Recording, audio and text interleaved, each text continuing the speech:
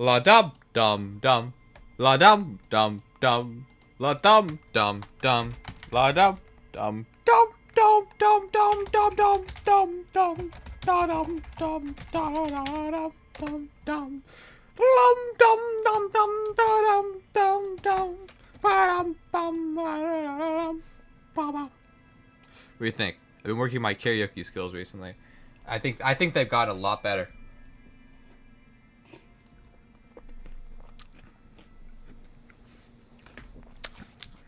I'm just that good. I always remember. I just I started streaming because I'm really proud of this title. I wasn't even singing, I was humming. Those are the same thing. Singing and humming are not virtual. Hold on. Oh shit. I got the audio on the wrong source. There. Experience some sound. Can you get banned that name?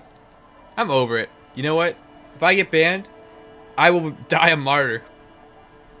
It'll be freaking awesome. Anyways, to remind you all, right?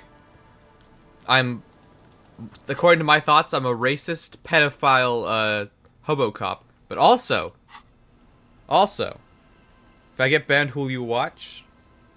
My, ban evasion account, obviously. I'm also completely bald. Look at that. Isn't that just, like, off-putting? Isn't that weird and freaky? Why do I look like that, huh? Why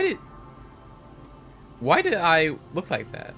Quote-unquote a racist pedophile Hobocop? Yes. Why shave Harrier Dubois?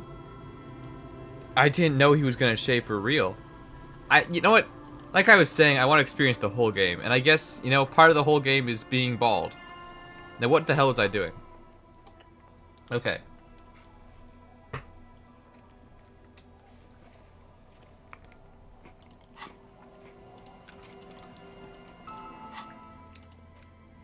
I need to get into the secret passages.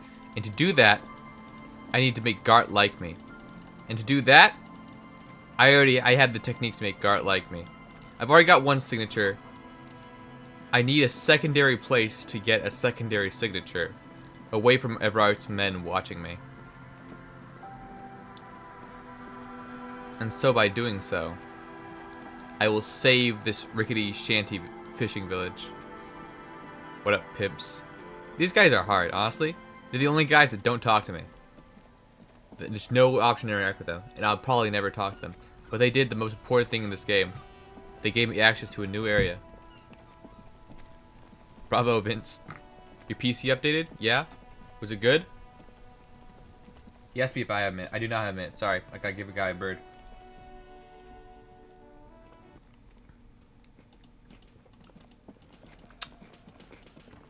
I got some ice cream for dinner, so that's what I'm doing. Can I help you?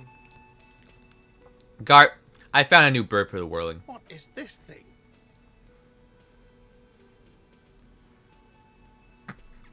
This is the ruffled grouse. It symbolizes the might of male courtship rituals. May it serve as a reminder to keep an eye on the cock caraceliers.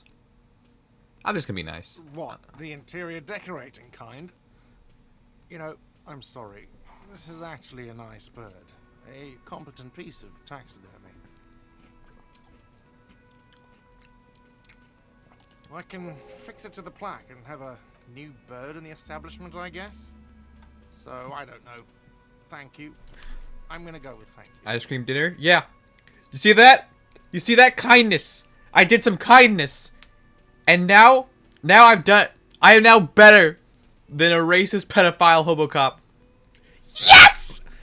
Yes! Yes! This was mostly about the fucking cardio. Massive cardio here. You'll live till 90.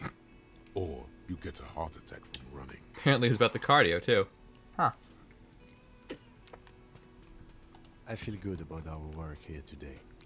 It's all about the little things, like bringing people random stuffed animals. Bet my bill for tonight. 20 real. Not yet. Why are you wasting my time and yours? Why can't he be more nice? Gar, I saw another thing at the whirling. Another thing. Great. There's a I mysterious love those. blue steel door at the back of the kitchen. Oh yes, that door. Sure. There's nothing mysterious about it. It's just a door. Do you know what's behind it? Do you have... No, I don't have a key. I don't know how to get there. And I don't care either. It's not like I've been wondering about it for 10 years. It's just that Frit warehouse, probably. It's probably the Or Frit some warehouse. boring storage. He's attempting to maintain an air of indifference.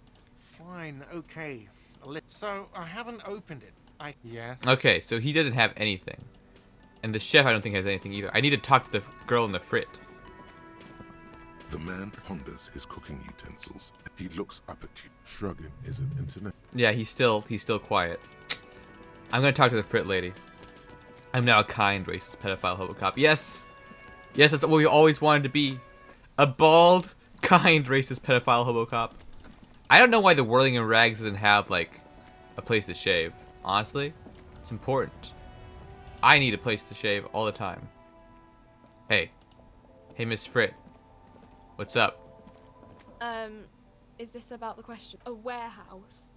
I don't. This is She important. scrunches up. Fine. Frit doesn't have a warehouse. Just a little back room here. I need to get into that little back room.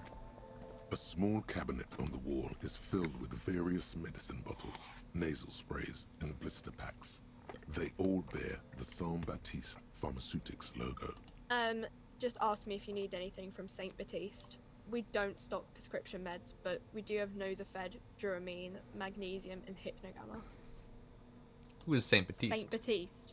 You know, the pharmacist. Saint Baptiste. Okay, this is where I buy medical supplies. If I need those. Which I don't, because I'm awesome.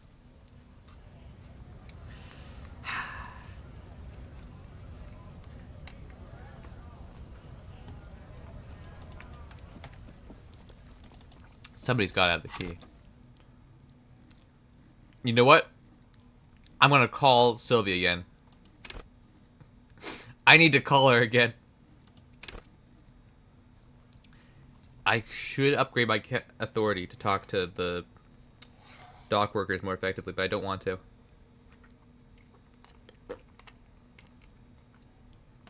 I want more ice cream. I'm sorry, I didn't have a whole lot of dinner. Man, dinner.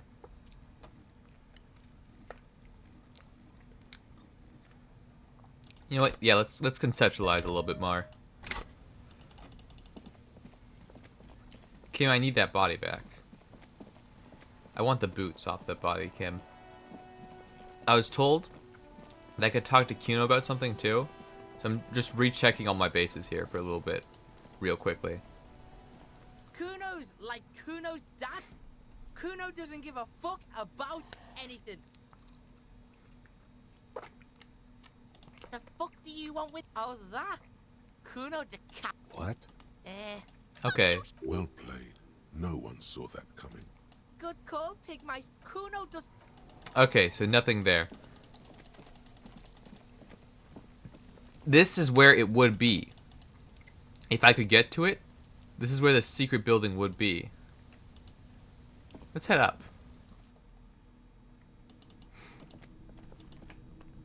We're gonna find a way to get out of here. If it kills me. And it probably will.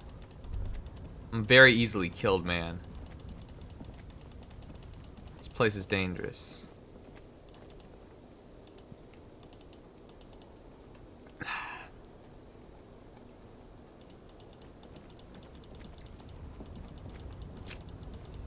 It's not giving me what I want.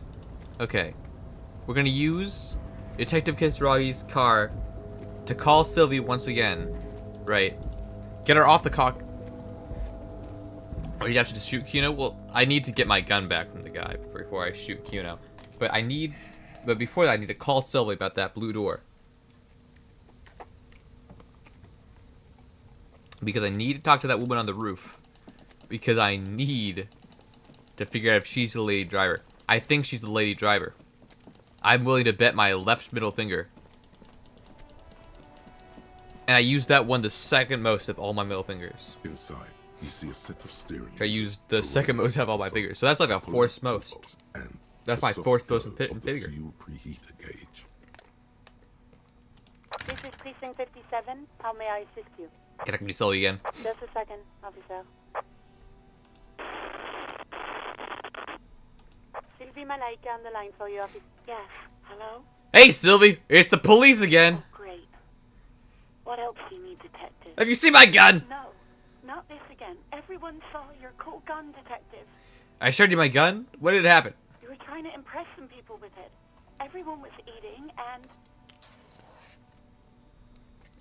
Wait, what? What did I do? you were waving it around in everyone's face, begging them to describe it. You said it calms you, and then you started making suicide jokes. It got pretty graphic.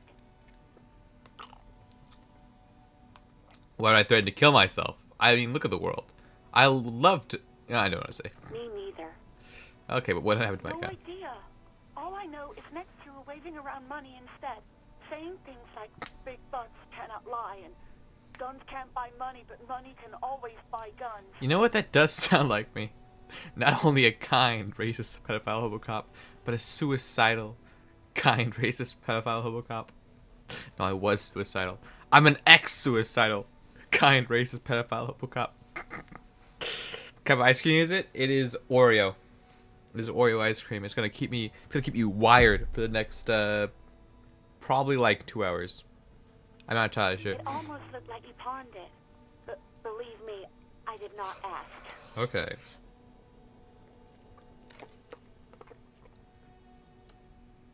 Do you know how my paperwork? Well, you tried to jam it down the toilet, sir, clogging it completely. After I had unclogged the toilet and retrieved the paperwork, I threw it out in the trash, thinking you didn't need it. I am sorry about that. Anything else, detective? Damn it. You hear the call. Anything else I can help you with, officer? I'm connected to 41st again. 10-4, come in, officer.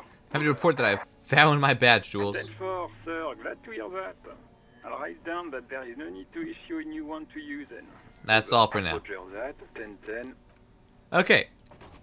You little sociopath, you like mint ice cream? Not even like mint chocolate chip ice cream, just mint? He wants a mint. I got a mint. I always got a mint for this guy. I saw you poking around in Lady Driver's lorry. She in trouble? The racist told us where her cabin is. We only searched it. Still better than me, I guess. Told you there's plenty of others who tell on her. But is she in trouble? No trouble. You're gonna be fine. Oh, man, that's like a load off my mind. All that stress was messing up my rhymes. What's the plan with those rhymes you know. anyways? Tommy Leham's gonna be a musician. Sprechgesang, but with beats. I've got a lot of free time on the road to hone my craft. Why Tommy Lahome? Tommy Lam was taken. My real name's Jerry Lafitte. Tommy's way better. Oh. Alright, I had another car now, The Julie. man taps his fingers rhythmically against his arm. Right, we're gonna break it down for him. He looks like the 1,000-yard stare painting. He kind of does. He kind of does. But he's also a poet, and I'm also a poet. We're both poets. So let's hit him with my best verse. Wait, there's something here, stored away in some dusty corner. It Ahem. starts like, Amir's temperature is always 0. It is ice in the veins. Its camera is an X-ray. Whoa. What else? It is a chalice held out to you in silent communion. Silent communion. Where gaspingly you partake of a shifting identity never your own. Dang. That's some great shit. You came up with that yourself. I'm just a vessel for the muse, baby. Right. But really, no bullshit. That's great stuff. I sort of want to know if it's yours. I don't really know. No matter. Great verses like that sometimes. Ephemeral. You might not look it. Seems you have some literary chops. Maybe there's hope for me yet. That's a strange Just compliment. messing with you. It's cool. You're an okay guy. For a cop. For a cop. They're more often into fists than rhymes, see? Let alone honesty in verse. I'm into small fists. office behind the old military hospital, hunched under the green glow of his desk light. Officer Hans Blau browses through a test print of his Futurist magazine. It's called The Futurist. The typeface on the header is too small. And the organization gets all kind of folk. I'm sure we try our The best. lieutenant looks at you in silence, a curious look in his eyes, nodding. Where's the slightly. part when Harry and Tommy kiss with Kim watching? This isn't that kind of story. Tommy's gonna bleed out on the floor while Harry weeps with Kim watching, okay? This is not a positive love story. This, if it's any kind of romance, is a romantic tragedy. Well, you've given me some hope, I guess. You found some common ground with this man. Even impressed him. The next time you look in the mirror, though, remember those words. That's all for now, bye! Why does art inspire you so much? It does, yes, but what is art? Excellent question. Art is a diverse range of visual, literary, auditory, and performative creativity. It's an expression of imagination and technical skill. Additionally, it's history, criticism, and pure enjoyment. In short, art is the highest form of human communication, representation, narrative, emotion, and agency intertwined. Would I fit into the art world? I mean... Have you looked in the mirror lately? To be honest, you have the exact features of the modern artist, with that wild hair and those clothes. Perhaps you should try to write poetry someday, and critique architecture. I guess I have been feeling critical lately. Yes, you seek substance. No vapid representations and reproductions of social mores as made manifest in stuffy biennials. We're talking real, living art here. Become the art cop. Okay. Half art critic, half cop. If 50% art critic is what's needed to free me from rote repetition, so be it. Exactly. It's not only your duty to only catch the criminals off the street. You must also apprehend criminals of the printing press and the gallery, the trite and derivative artists and writers of the world. Go Yes. ahead and provide savage criticisms, art cop. The world is yours to rip to pieces and reassemble. Instead of a Hobocop, I'm going to become the art cop.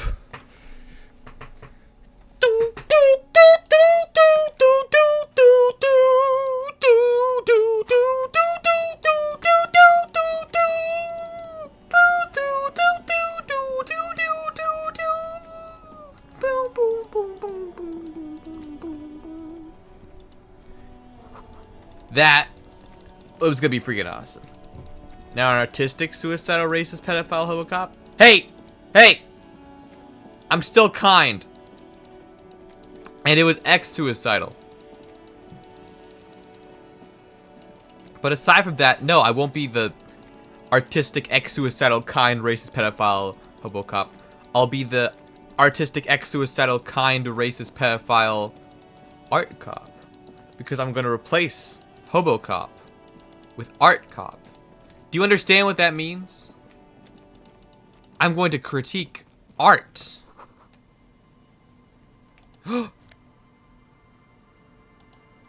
There we go. My first piece of artistic expression. The karaoke song. There's no way to listen to the tape without a working tape player or portal-reel at hand. But even just holding the tape makes you feel a little sad. This is the sad A song. pawn shop would have a tape player. I gotta go to the pawn shop and buy a tape player. And to do that, I need money. You know what has money on the ground? This ground money. We gotta grab this ground money. 50 cents. Yes! Yes! Come, Kim. 50 cents worth of ground money. It's more than enough to get us where we need.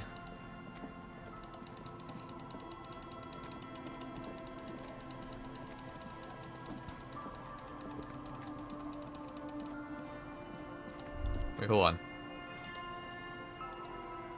There's a little door here. Maybe it has something interesting in it. Hello! This is the police. Why is there one chair in here? And a bow tie. A cuck chair. At long last, though, I have something. I could have a horrific necktie. Or. Dude. The swag is crazy, dude. The swag is crazy.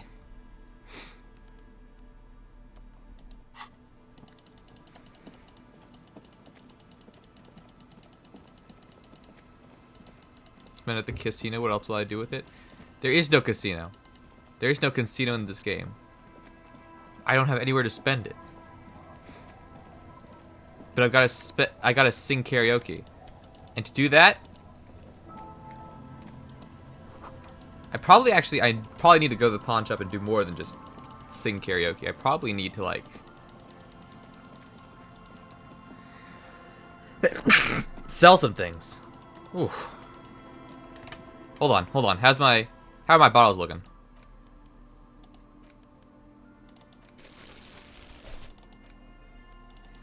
We have 25 bottles. That's like 250, right?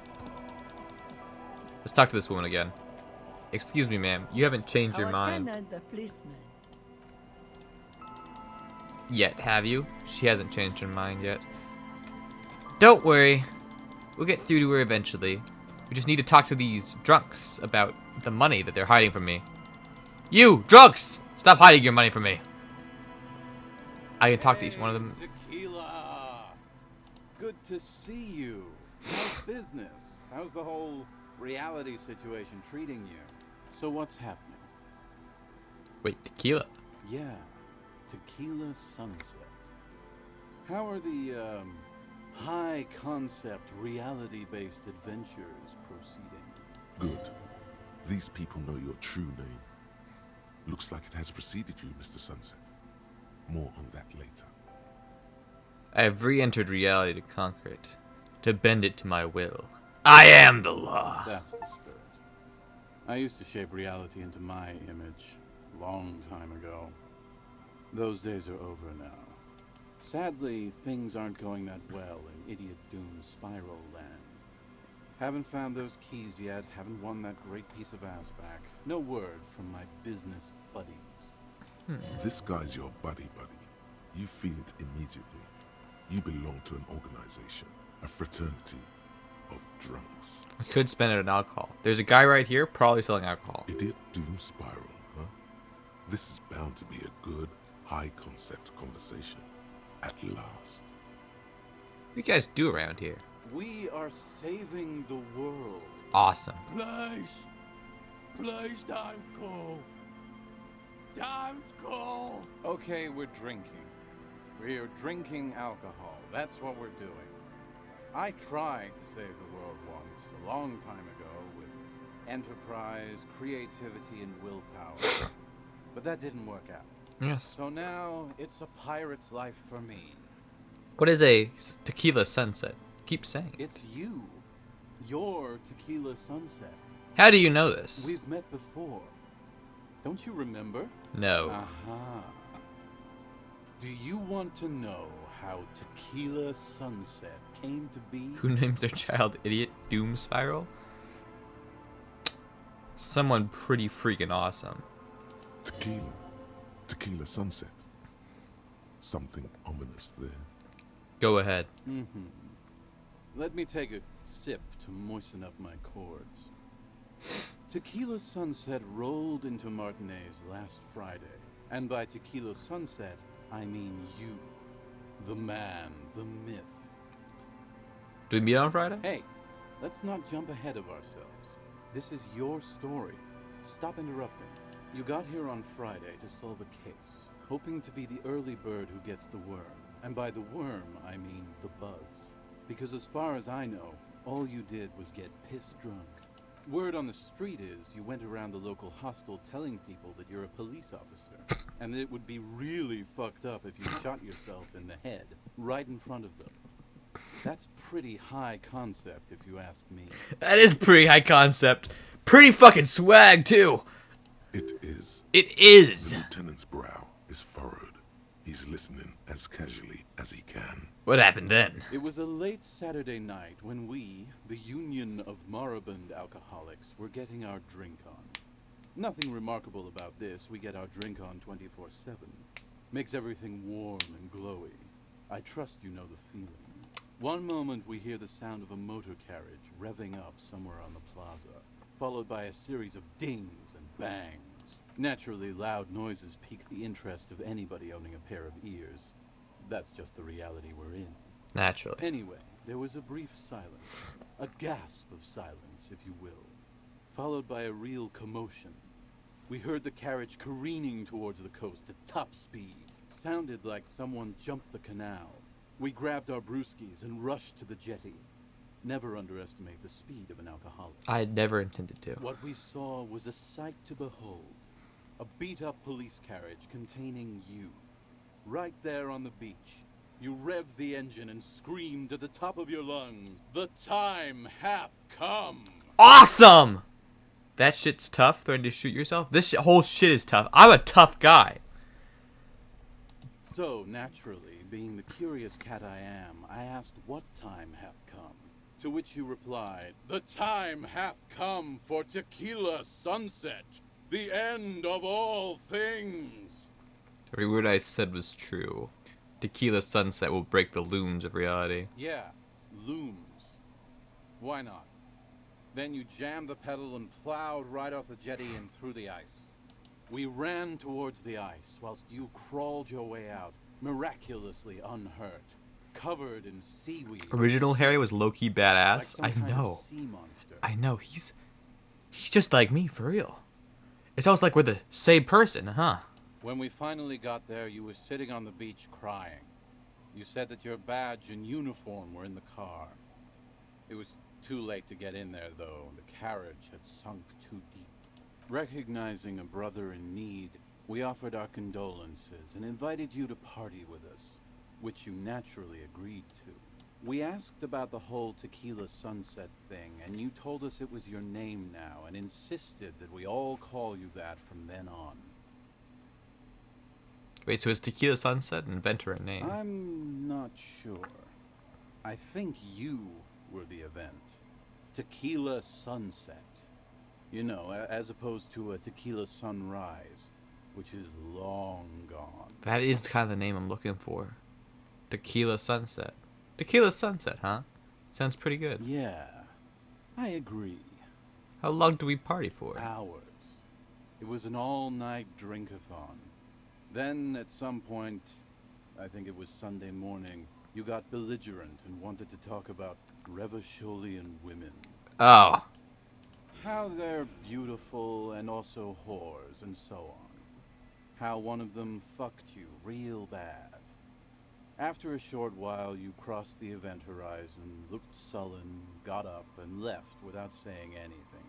Wow, that's quite a story. Oh dear.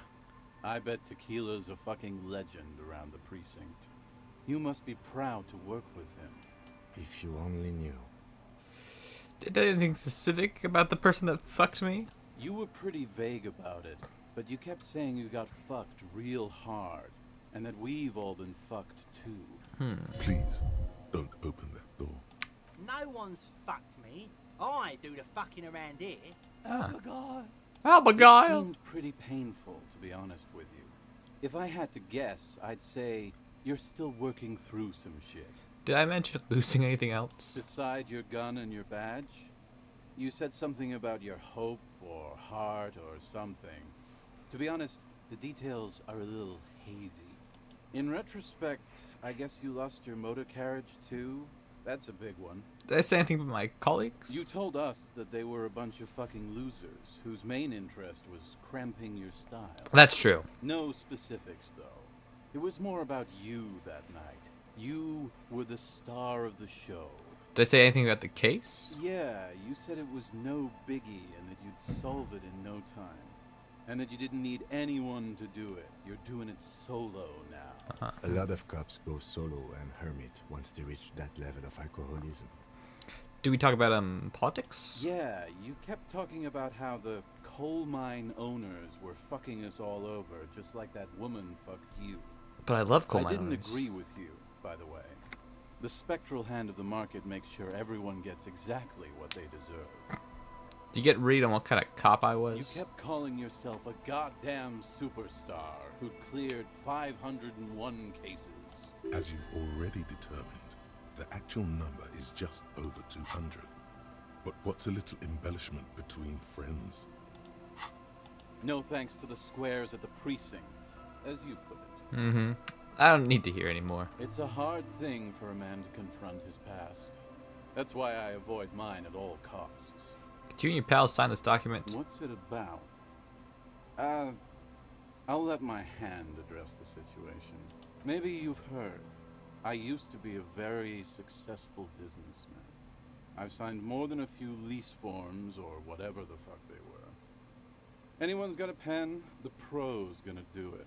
No, unfortunately. I got a freebie when I purchased a whole carton of cigarettes. Smoke cigarettes, get a free pen. Deals don't come any sweeter. Thanks, Rosie. Done a great service to the community, to the RCM, and to Robichaud. Hey guys, I'm a hero. Hell yes! Don't call Abigail! Thank you for your help. Should we go and mail this? I think I saw a mailbox on the plaza. I want to ask these guys a couple things first. Okay, what's on your mind? You seem like a characterized by your storytelling ability. Want to tell me another one sometime? Whoop-de-doo. So now I'm a fucking storyteller. Right, why not? Better than a beach bum. The way you became Idiot Doom Spiral. It depends, really. Are you willing to help me out? You might get scammed here. I have a feeling this is going to cost me a lot. No, the reality of the situation requires a rather modest contribution. A little motivational package. What you need. Booze. Did you already forget our party? The thing I relayed to you earlier. So, have you got anything for good old Idiot Doom Spiral? A bottle for a story. Seems fair to me. I've got some sweet Commodore Red. Classy. Hey, Spiral Boy, you gonna share that? Don't call Abigail. Don't call Abigail. I'm trying to find out if I ever have sex. Shut up, guys. I'm telling a story here. Something happened to you. Something happened to me, too. My actual name is George. But around here, you already know. I was once a reasonably high net worth individual. A founder / junior partner at a high concept creative services agency. When my story begins, I had just landed a major contract with an insurance firm. Go on. I used the profits from my agency to finance what I called a cultural incubator. Abstract value generation, value per person, high concept stuff. Yeah. I developed the paradigm, worked within the paradigm, but the burden of leadership weighed heavily on me. So I went jogging every so often to keep myself sane. How many people do you have working for you? 22 full-time employees, an all-star team, a potentially historical set of individuals. Worrying about them often kept me up well into the morning hours. Did the jogging help? It did. With my trusty Sansaric tracksuit, I felt like I could conquer the world. Ooh, and he's in a tracksuit right now. Cinematic parallels. But now dreams are worn thin, much like my tracksuit. What happened? One day I left on my evening run. As you may know, it's impossible to clear your head when you're distracted by the sound of keys jangling in your pockets. Yes. His eyes are your eyes. So I removed the key ring and put the keys for the front gate and the apartment into different pockets to stop the jangling, you see. At least, that was the plan. I was halfway done with my usual lap when it started to rain. The reality situation became very wet, very quickly. How wet are we talking exactly? Wet, okay? It was raining really hard. I made my way back home and discovered that I didn't have the key to the front gate. I'd mixed it up with the key to the letterbox, which was useless. Naturally, the situation required me to climb over the gate, which I did. There was no climbing down because I slipped and landed on my ass. Ouch. Ouch, indeed. Reality was looking rather grim just then. Me lying on my ass in a mud pit in the middle of a heavy shower. But when life knocked me down, I always got up. So I made my way across the yard. Standing in front of my apartment door, fumbling with my pockets, I realized that I'd also forgotten my apartment key. You've gotta be shitting me. I wish I were, Tequila. I wish I were. Instead of my apartment key, I'd taken the key to the office. This guy's really bad with keys. Okay, so what happened next? I rang my neighbor's buzzers. It was late, and most of them didn't even answer. Those who did assumed I was trying to sell them something and hung up before I could even explain the situation. People are naturally wary of ad men, you see. One moment someone chats you up, 5 minutes later you've bought a box of edible lingerie and a strap-on. I don't begrudge them, especially since I was known to be one of the best. Just then, I experienced a moment of clarity. I still had the key to my office. I could wait out the storm there. But when I reached my office, I remembered that I'd asked one of my producers to change the locks that day. And since I hired only the best, he'd already done it, and I couldn't get in. Anyway, long story short, life spiraled out of control. I haven't gotten into my apartment for years, and my girlfriend left me because she didn't want to date a homeless man. The company, well, you see where I'm going with this. So, now you've heard my tragic tale. What do you think? Like nothing you've ever heard, huh? I've only been a kill cop for a few days now, but it doesn't seem so bad. The hobo lifestyle definitely has some perks. Not having to pay rent, first and foremost. Not being responsible for 20 other people is nice, too. This guy's insane. I lost my keys and couldn't get in anywhere, and so I'm basically killing myself out But here that now. charm wears off pretty quickly. Before you know it, you're wearing a shit-stained tracksuit and spending your days picking tear. Why do you keep losing all your stuff? Good fucking question, Tequila. If I knew the answer, you think I'd be hanging out on a beach in this formerly premium but now extremely dirty two-piece lycra tracksuit? I used to own my reality situation. My business buddies and I had our own creative services agency. I had a nice apartment, an even nicer piece of ass. But somehow it all got away from me. Now I can't hang on to anything. Just last week I stole this nice new jacket, but then I lost it too. The only things I haven't lost are these two drunks. A lost jacket? Sounds like a mystery you could look into. Just about a lost jacket. Tequila, it's a verifiable tragedy. It was practically brand new. I think I just had his Sure, jacket it didn't washed. really go with my lycra threads, but it did itch a lot less. I think I've already found this jacket. Say, you're a detective, right? Maybe you can help old Doom spiral out. Solve the case of the missing... How many side What quests do are you you gonna think, do, Tequila? get but not do? I've done most of my side quests actually. All the side quests have been pretty like connected. Nah, this isn't it. Found? That's medium concept stuff. Totally not my style. So you're saying there's another lost jacket out there somewhere? It's a big world out there, Tequila. A lot of lost jackets in it. Don't know why you'd think this could possibly be mine. Hey, Doom Spiral. Ain't that the jacket you stole the other week? Not on your fucking life, Rosemary. What's wrong with you people? Like I'd be caught dead wearing foul, like some low-concept bicycle courier. Tell you what, Tequila. Why don't you just hang on to that one? I'll get another jacket. Someday. At least you got a nice jacket for your troubles. You seen ya? You too, Tequila Sunset. This guy's insane. Let's step aside for a second. I have something I want to talk about. And really stupid. Insane and really stupid. Fairweather T500. Where am I? Remember that weakness you were looking for in the ceramic armor? Like, maybe it can only stop small, fast projectiles, but a large, slow-moving pry bar would shatter it? Or, if I run an electrical current through it, maybe it will melt. Or, personal favorite, frequency something something radio weapon? None of that would work. You need to shoot the part of the enemy that doesn't have Fairweather T-500 on it, because the armor itself is invulnerable. Good news is, so are the armor pieces on you. Awesome.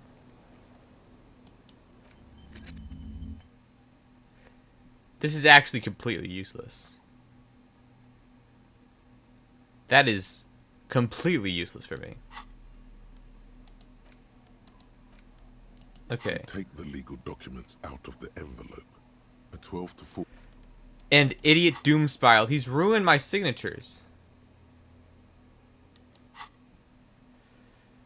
I'm gonna talk to this guy, actually. Don't you call her? Yeah. Who's Allegra? Abigail. Don't you fucking call Abigail. I think I know. I think Abigail's the working class woman. Abigail is his wife or girlfriend. Chances are she's gone. Calling her wouldn't make it any better or worse. Who are you? What's your name? Don't call Abigail. Why shouldn't I call Abigail? He snorts and beckons you to lean in closer. Don't call Abigail. Don't call Abigail. What about your friends? Don't you fucking call her. Hear me? Abigail? I'm on an important official investigation. I demand you answer my questions. There's no use in yelling at drunks. The drunk man starts coughing a Don't call.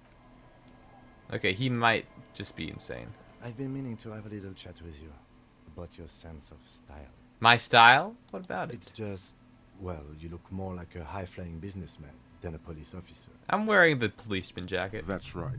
You're an entrepreneur of the peace, here to disrupt legacy law enforcement with buzzwords and privatization schemes. I just thought this is how professional people were supposed to dress. There's nothing wrong with it per se. It's just a little much. You know the expression, the clothes make the man? The right outfit in the right situation can make all the difference in the world. You're a sharp-dressed man. You could be style buddies. Let's not get ahead of ourselves, detective. A warm smile. Anyway, we should probably get back to the case. Let's go. He's just saying I dress like a freak. Good to see you, friend. Do I have deals set up for you, buddy boy? Do I? Good to see you too, friend. So what do you want? I've got smokes. They're cheap. Very cheap. I've got Pilsner. Great deal. You won't get a better deal on that piss. Spirits I can let go for 300 real. I also have speed. And by speed, I mean amphetamine. Why does the bottle of spirits cost 300 real? See, friend, it's real valuable. Worth every real, if you catch my drift. Got it from a bit of a business venture. You know, it's funny, actually. What is? What? What do you mean? What do you think was funnier there? This guy. Conversation might bring a discount, no? Where do you get the bottle of spirits from? Oh, this is medicinal spirits. The good stuff. Got it from the doctor's office. There's a doctor I around got here? one of those scientific ampoules a few months ago. Torpedo, they call it. It's supposed to keep a man from taking a drink. Oh. Didn't stop me for shit, that's for sure. 5 lemons with half a pack of butter and you're good to go. It's a good tip. I should remember it. It really isn't. In a week, the goddamn kidneys started giving me all kinds of help. Finally, the missus took me to a private doctor's office. Not a charity, the real thing. Those arseholes charged me 4 real to remove the damn thing. But I came out on top after all. Assholes. But the idiots left me alone in there. Now, I used to teach high school biology. I know what doctors use to preserve dead things. Fight 3 cans of this blue medicinal stuff from the back room. Threw the snakes out and voila. What's left is this beautiful blue stuff. 98.7% almost pure alcohol. 2 I already sold to these fine gentlemen here. But this last one is yours for 3 real, if you want it. Don't say it. Can I smell it first? Yeah, be careful. It's extremely flammable. 1 spark and the entire city of Revachol. This is a good side quest. This is a good side quest. This guy has 97% alcohol. This is the straight ethanol I was talking about before. This shit gonna make me hook. Feels like someone set a mustard field blaze right inside your nose, then drenched it in tear gas. Your nose is a singular source of pain, but at the same time you don't remember the last time you felt so alive. In all fairness, that might be attributed to the retrograde amnesia. So, what's the deal, friend? Want the spirits or not? I think will prove useful, yes. 3 real and it's yours, friend. The deal of a lifetime. Well done. You got it. That's a much more reasonable price right there. Makes sense now.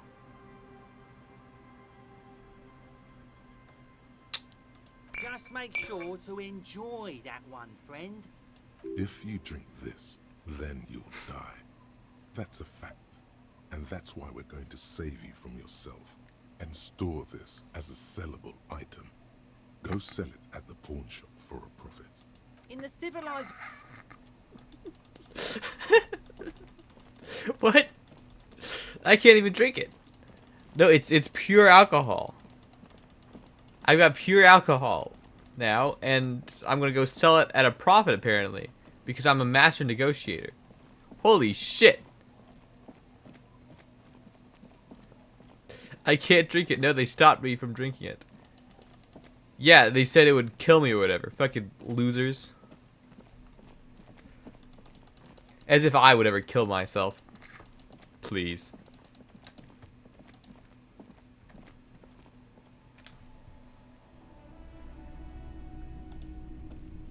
Hi there. Hello again. How can I help you? Do you have any guns? Someone else came here earlier today asking the same question.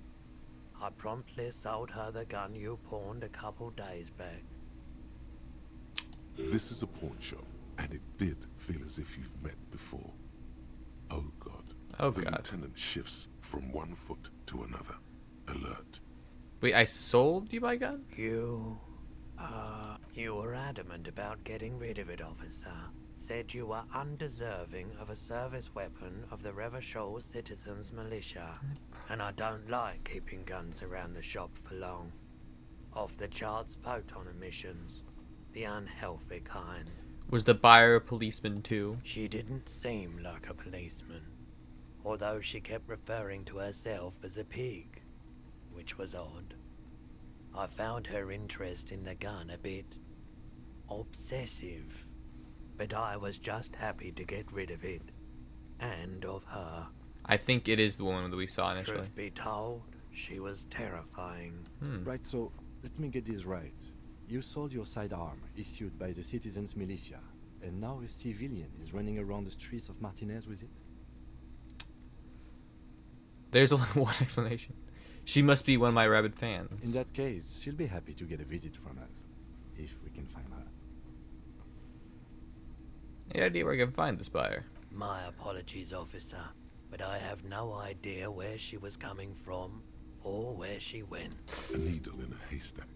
There is nothing you can do about it right now. Stop. There's not Just any have to woman hope around, okay? Everard wasn't We'll be lying, fine. And the Union can track her down in time. Have people from Everard Clare's union come here to track my gun? Maybe. Shady looking guys came in here yesterday, looking like they'd just taken off their Wild Pines overalls. They asked if I have a police weapon to sell. I told them I already sold it.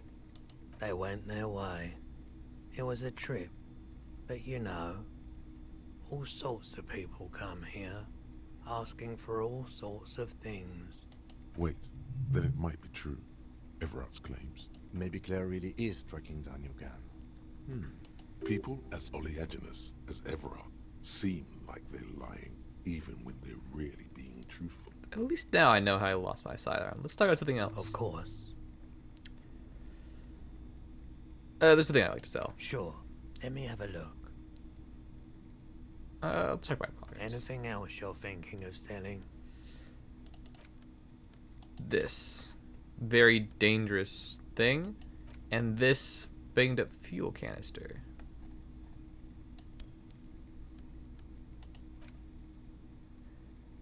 And this old ass gun, and all of these postcards. But not my lucky dice.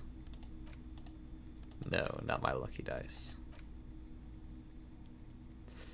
I'm not selling Kim's postcard either, or handkerchief.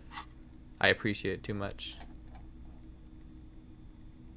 I'd like to sell my clothes. I'm not purchasing any more clothing at the moment.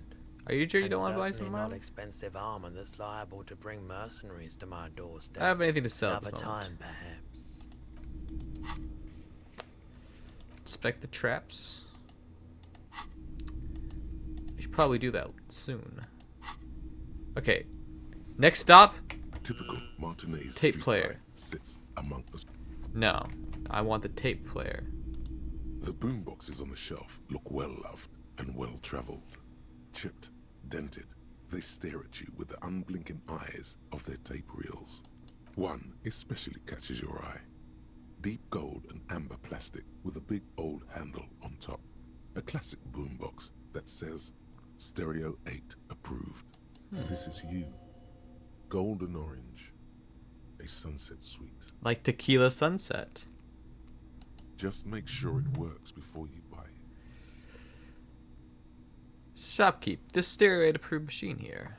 Is the Harman Welshie W2, made in Vespa, designed in Seoul, plays all reel-to-reel formats, 2mm, 8mm, 12mm. It's even got a little radio in there. It'll set you back 12 real. You sure this is all in working order? Absolutely. I've tested each one myself with recordings of speech, found sounds and music from a variety of genres. Even though I don't really like music. That's odd. Why doesn't he like music? Don't like music. What do you like The then? stuff I record myself. Silverware shaking in drawers as motor cars race by. Nocturnal animals climbing on the roof. Airship rotors. That kind of thing. Maybe you should ditch music as well. Get into these more experimental sounds he's describing.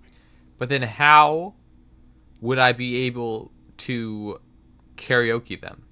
You don't understand Here anything, you are. socialization. Quality sound reproduction on the go. It'll play anything, wherever. Turn any tape into a conversation of sounds and shapes. Thanks for that, buddy. Time to whip out my custom stereo. Chills, dude! Chills! Check! Peep the fit! This shit tough as hell! Pop the tape in. Pop the tape quarter in. reel is just what you needed. The reels attached to the apparatus with a satisfying click. The tape is routed behind the magnetic reader. Press play on the Press tape. the large button marked Commencer, and the tape starts spinning. There's a small delay before the song starts playing. Press your ear against the speaker. It sounds like someone's moving in the room, getting comfortable. Then the organ starts playing a simple, melancholic tune, echoing in the hallway. A lone singing voice joins in, telling you about the tiniest church in Cessons, surrounded by even tinier yard. You almost feel the seaside mist on your skin. It's mega sad. Within seconds you know, this is the one, the real shit you've been looking for. The one you trust your room to that Claudia told you about. Perform it. A click. Then silence for a bit. Then the tape stops spinning. Could I sing this for karaoke? I think I could sing this. Of course you could sing this. You could take sad to a whole new level with this. And you already know the lyrics since you've listened to it like a million times. Yup, they're all here. All 3 verses. Huh. And the B-side of the tape contains the instrumental version. It's like the world itself is telling you to do it. Only one obstacle stands on your way. What? Gart. You have to convince Gart to let you sing karaoke in the whirling. After you've won him over, you can express yourself. Let the pain out. Make everyone understand. The lieutenant looks at you as you remove the tape from the boombox. He doesn't say anything. You're gonna witness something beautiful tonight, Kim. You're gonna witness something beautiful tonight. I gotta get out of this store. It's cramping my style. If only Harry didn't shave. I'm sorry, but he has to.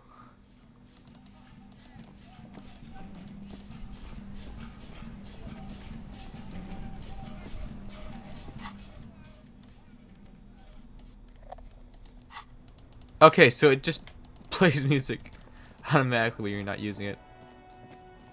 That's kind of funny.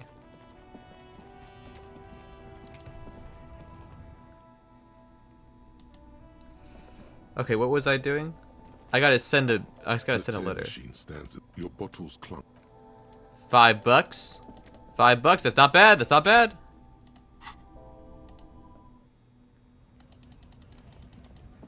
Let's whip out the boombox again. Honestly, it was kind of tough. The porter reel is you press the large button marked.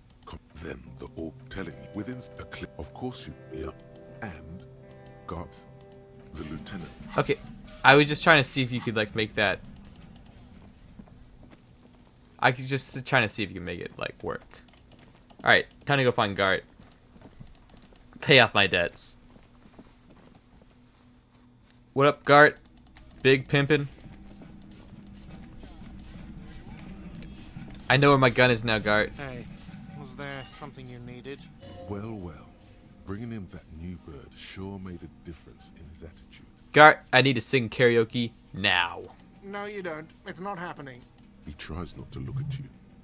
It's dangerous to acknowledge the karaoke man. Yeah, but Johnny loves to just tear it up sad style. The whirling doesn't need more sad style. That's one of the styles it can do without right now. Well, you even have a PA system if no one's going to use it. It's for no one. It's a prop. I'm not letting anyone use it after the great karaoke catastrophe of 44. What happened in 44? A lot of people got killed because some arsehole wanted to sing karaoke. It's not a prop. It's for your clients. I know it's used. Okay, yes. It's for some clients. I'm a real client. I pay my bills, and I have the right to use the karaoke machine. Well, we don't have any tapes. They all got stolen. It's alright. I have my own song with me. The man in the vest and the violet shirt stares at the tape you've just given him. He begins to frown. Gart, if you don't let me sing karaoke, I am going to kill my dog! Fine, fine. Climb on that stage and do your thing. Just get out of my hair. I'll plug it in for you. Damn this karaoke machine. Oh yeah. Time to do the damage. About my building. 20 Yep, rand. here you go. You got the room for the night. Let's take this off. Apparently I'm singing it. Sing karaoke. Get up on stage in the evening. Yeah, okay, it's not the evening yet. I'm gonna sing such karaoke that hasn't been seen before. Listen, okay, I got someone's signature. And apparently that is enough.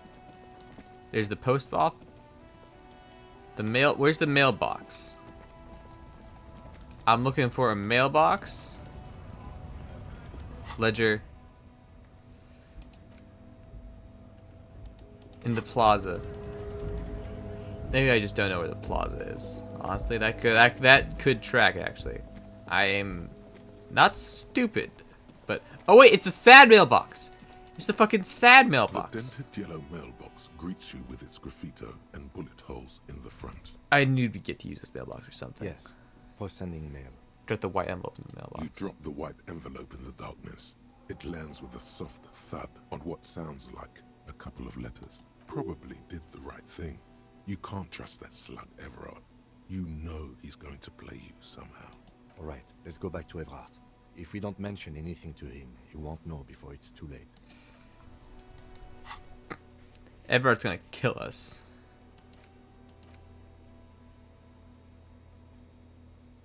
Apartment number 28. After 9 o'clock. Okay. I need to visit that after 9 o'clock to see if someone's home. That's right. That's another thing I have to do. Remember that. God, if you don't let me sing karaoke, you will be going in my suicide note. I'm telling you, alright? Karaoke's just the right move. Me and Measurehead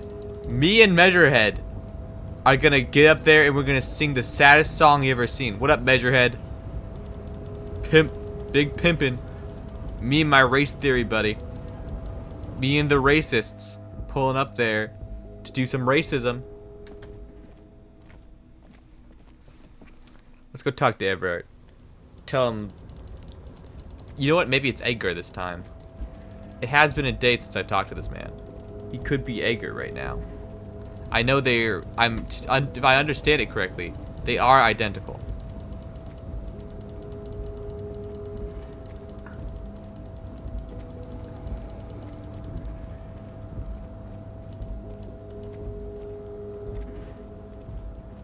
This guy's still here.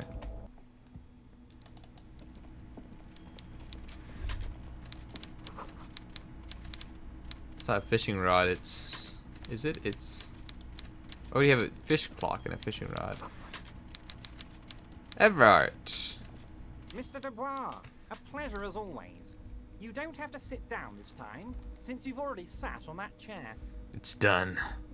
I've mailed the signatures you asked me to mail. The Golden Boy returns once more. Wonderful. Simply wonderful, Harry. Of course. I already knew this. Yeah? My friend, the mailman, confirms the letter is on its way. You've done a great thing today. You've given the children of Martinez a future and proven to be a true man of the left. I can finally trust you now. You're in my inner circle. You too, Mr. Kitsuragi. We can talk about anything. The strike, the murder, your lost gun, nothing is off the table. Awesome. Judging from how happy he is, it looks like you did it. He doesn't appear to suspect trickery. I'm gonna start sweating.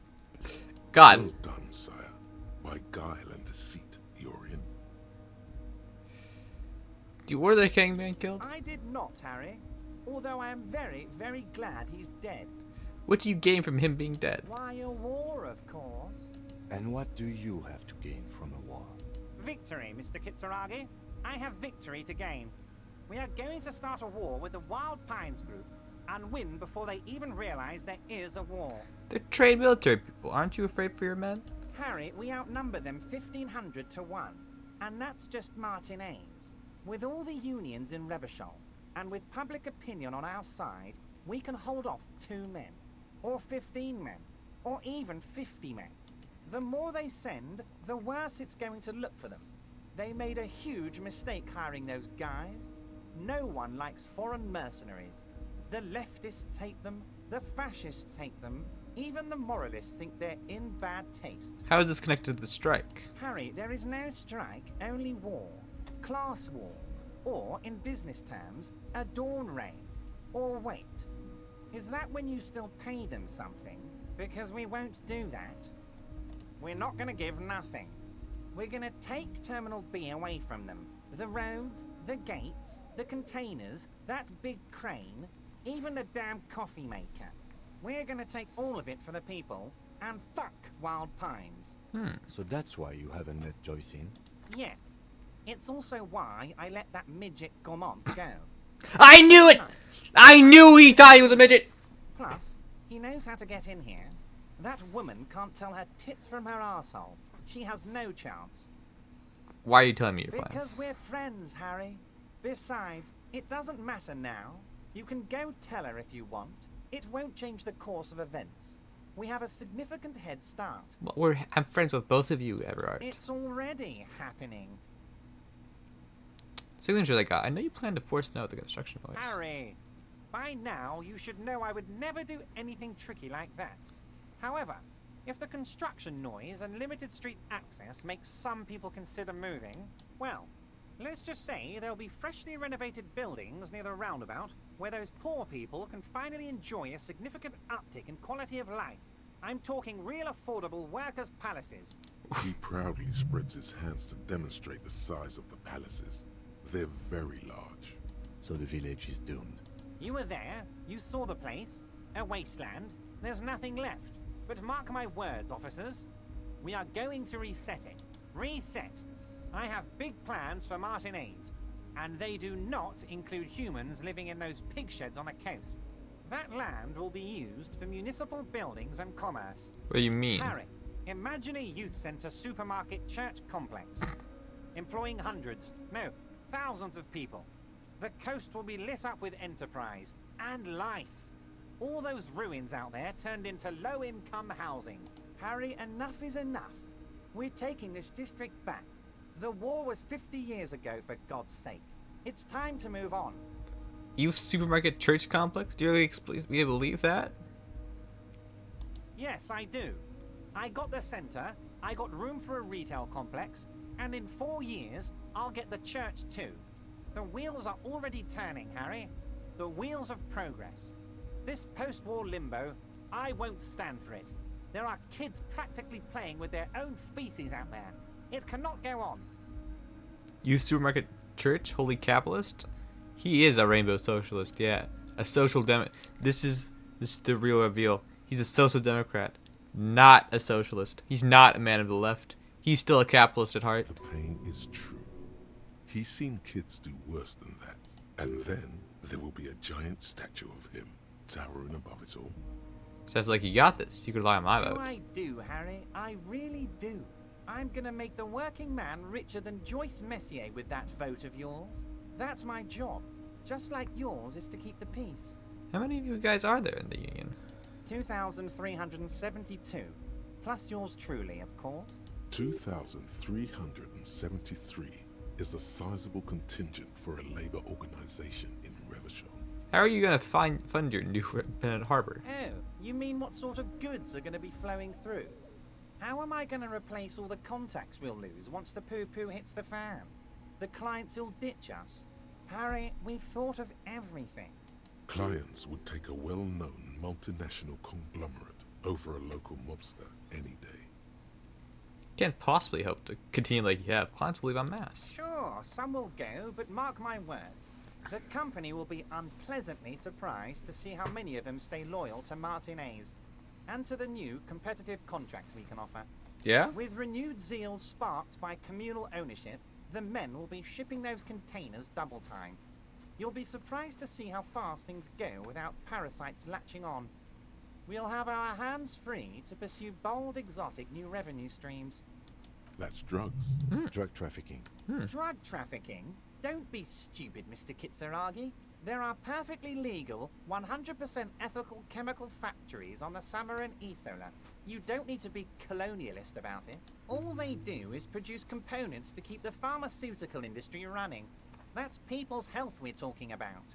Old grannies, little babes, people with disabilities. That's just the top of the iceberg, though, isn't it? The company thinks transporting these chemicals in bulk looks bad, has bad optics, may be illegal in some countries. The Debarders Union, however, we're all about the large volume column. We're gonna transport the living daylights out of those materials, Harry. So your sick kid can get his benefit, and your wacky uncle doesn't have to come off risperazole. I don't want my wacky uncle off risperazole, that is true. The kids on the street can get speed and pyrrolidone. I'm an old-fashioned guy, Mr. Kitsuragi. I sometimes grab a beer with the boys, but I have no idea about the things you just mentioned. But if I were to supply ingredients for some sort of rainbow party, I would make sure the Union took a fantastic share. And I'd keep that stuff far away from Martinez. Interesting stuff. I just want to solve the murder, okay? You know why you're such a good detective, Harry. You don't get sidetracked. You care about the people you're supposed to protect, not some systems that may or may not be unethical. I'm very neutral on this whole youth supermarket church drug trafficking center. Anyway, let's not focus on the sensationalism of the drug trade. This hypothetical drug trade is all anyone ever seems to be interested in. It would only be a small part of the harbor's turnover, just like the harbor is, but a small part of Martinez. Let's look at the big picture. Martinez as a whole. There are little girls out there with dreams of making music. Young mothers who want to start businesses. Models who want to walk catwalks and steel welders who want to weld steel. I'm going to unite them all into one economic body. We're going to incorporate this place to Kingdom Come. Everyone's going to be in on the wealth, and everyone's going to pull their weight. It's very ambitious. I love what you're doing for the working man. Thank you, Harry. Thank you. You have no idea how much it means to me, because in many ways, you are that working man. You have already done so much work. Can I ask you about specific union members? We're way past specific union members now. This is the big time. We're talking about the future of Revachol here, Harry. You can bother Leonard with that. He loves to run his mouth on such matters. But I'm in big time mode, Harry. There's something different about him now. He's more vibrant, more alive in his big-time mode. Can I get my gun now? Harry, I've got to be honest with you. Your gun was found 2 days ago. Withholding this information weighed heavily on me, but it had to be done. You bastard! Your gun is with an old woman. I hear she's a character, so watch out. This must be the woman who bought the gun from Roy. The one he described as terrifying. So the gun's still with the one who bought it from Roy. Yes, the same one. I see you've done your research. The pawn shop made the gun easy to track. Crazy stuff, Harry. Selling your gun like that? How you get away Wild. from murder without a gun? Anyway. I don't know. Union Boy's gonna help you fix it. He winks at you. Don't worry, Harry. The neighbors of this old woman contacted my men because they trust me and the Debarders Union. Apparently, she was waving it around at the entrance to her building. Waving the gun around doesn't sound good. None of this does. She's waving it around at people? As I said, she's a character. I didn't have time for details. It sounds like she's unstable, but don't worry. No one got hurt. Who is this old woman? Unfortunately, I don't know anymore. You're gonna have to go in blind, Harry. But she's an old lady. How dangerous can she possibly be? Oh, and she calls herself the Pigs. There it is again. The pigs. Like Roy said, not good at all. I, for one, find it refreshing. Finally, someone calls themselves a pig. It actually sounds extremely bad, but let's not give him the satisfaction. Can you set up a meeting? I already have. Tonight, starting 10 o'clock, near the old fish market on the coast. The one on the boardwalk, a little past the fishing village. Be careful, Harry. I would never set you up for anything dangerous, but you did ask for this. Now, back to the fun stuff. She will be there from 2200 hours till 0200 hours. More fun stuff. Seems like we already have fun stuff to do. That's it for now. Great, Harry, great. I think we have truly built a bridge between Martinez and Jamrock today. We have united the RCM and the Debarders Union. This has been so great. I'm sorry we don't have more fun things to do together, but if you ever feel like bouncing something off me, my door is always open. We're not going to leave now. We might talk again later. I'm going to level up my authority by 1, and we're just going to try and get Titus to, like, confess to what he should be confessing to. They're trying to start a war. It's going to work, probably, but... that's that part done. Now we've just got to wait 5 hours and whatnot. Check the ledger, see what else we got to do. Bouncing, huh? Because he is fat? Do I get it? Oh yeah, he would be bouncing, because he's fat, haha. Woohoo. That sounds mean. We shouldn't be mean to the man just because he's fat. We should be mean to him because he's evil and is trying to do evil shit. He's a sad, corrupt, like, psycho.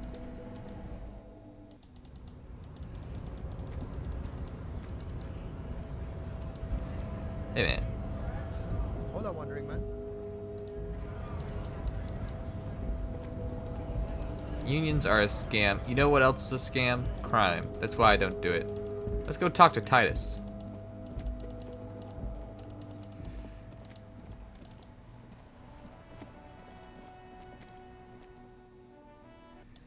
I need to sing my heart out.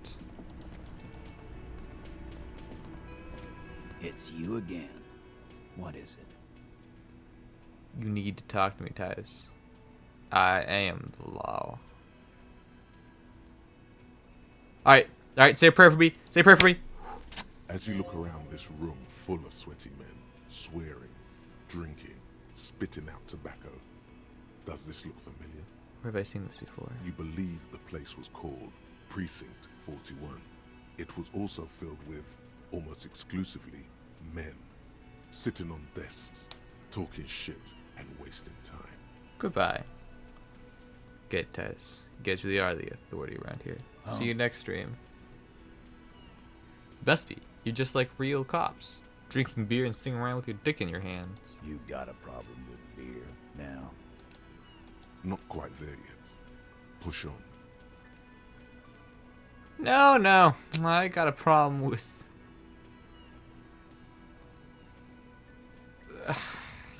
I don't know. All these are so good.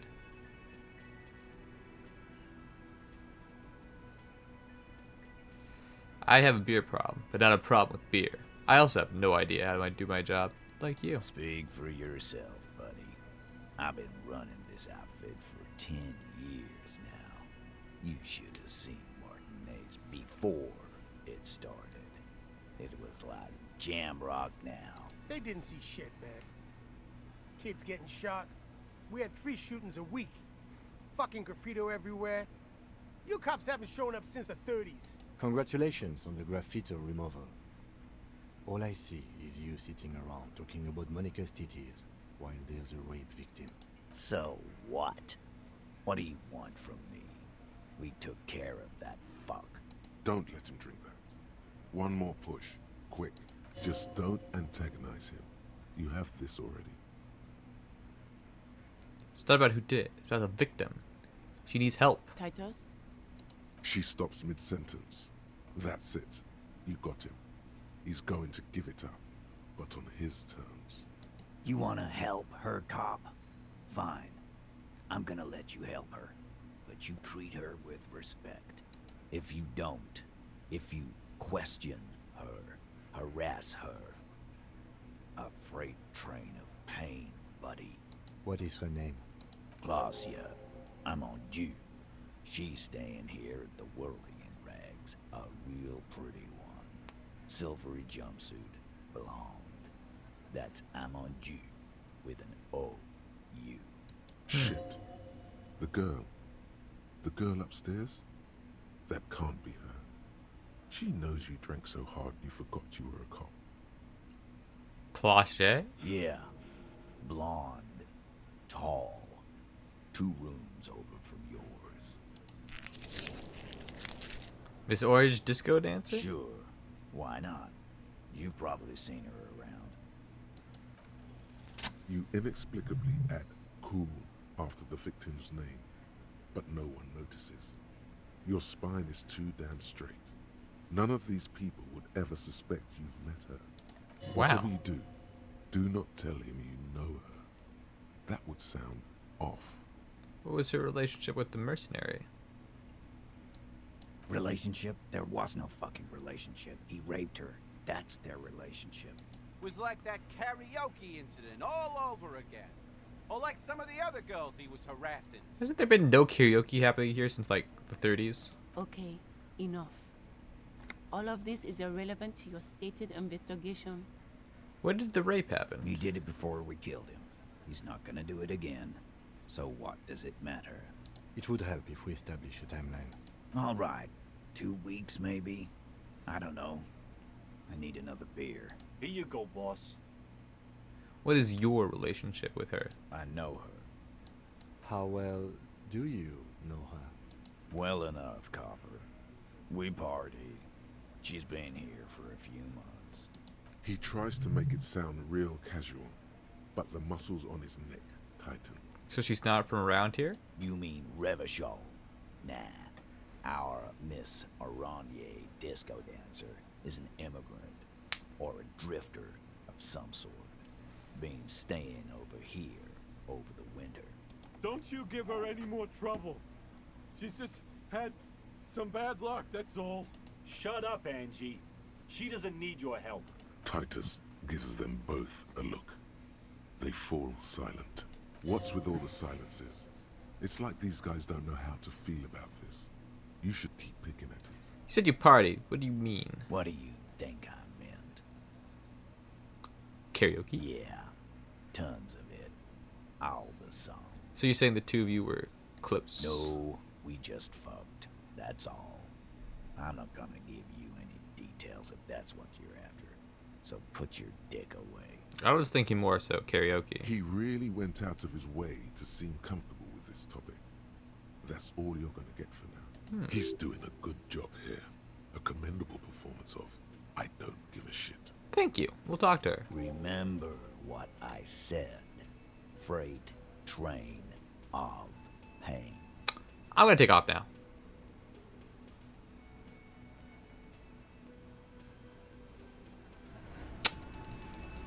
Yep.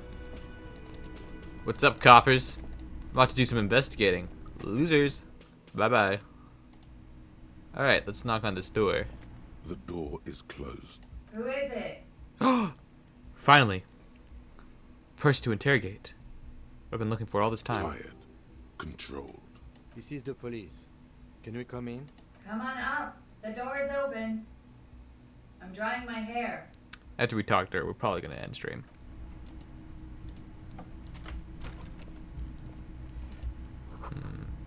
Piles of dirty clothes. A woman's. Total congratulations. Looks like she's had an extended stay. 4 months of payment for this room. That's a long time. Corpse is no longer there. This medicine cabinet is full of wares. Sheets of pills. Haphazard pharmaceuticals line the shelves. Sheet upon sheet of pill bottle next to pill bottle. Acetylic acid, APAP, eye drops, blood thinners. Among some foreign, probably Messinian or Gotwaldian. Marked red blister packs you find. What do you find? This is going to take a little know-how. There's something more interesting here. Nothing of note. The further you look, the more arcane it gets. You don't know what the rest of this stuff does. Pill bottles rattle like bones as you search the cabinet. Paracetamol, histoperidol, something in a foreign language you can't read. Behind them, an unusually shaped nasal spray. Its label reads, Nacra. What's Nacra? An opioid receptor antagonist. It's used for diamorphine overdoses. You could say he's on the lookout. It's quite the collection in here. Anything of note? It's been used quite a lot.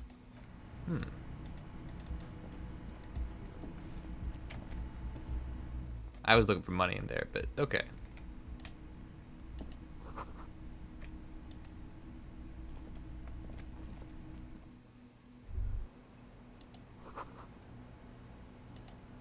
Menthol cigarettes up here, huh?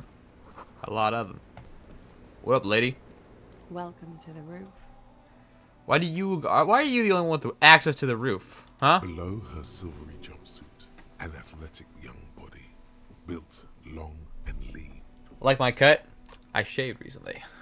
I'm sorry for the mess down there. The cleaning lady hasn't come by in days. I'm beginning to wonder if she ever will.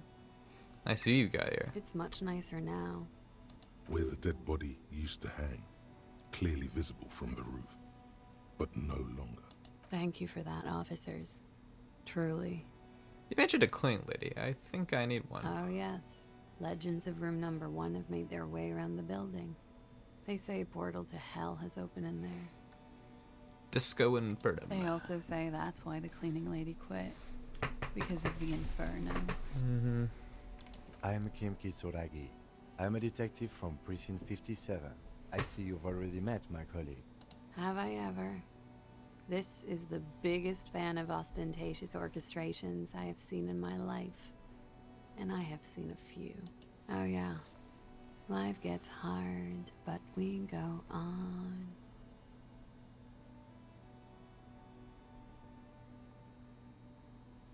You've seen nothing yet. There's a karaoke stage downstairs. Wow. John Law's about to tear it up. Sad style. I assure you, he's not about to tear it up in any style. In fact... We'll show him. You'll tear it up all the style. Yeah! Yeah! Miss, we are investigating the murder of the man down there. The people who put him there have asked us to talk to you. Huh. I see. Be careful. Ask something else first. When you go there, use words like, I hear you have been through something difficult. That's what you got here. Yeah. It's pretty deluxe. What are you doing here in the Whirling Wax? I'm wintering. How long have you been staying here? About 4 months. I came in November.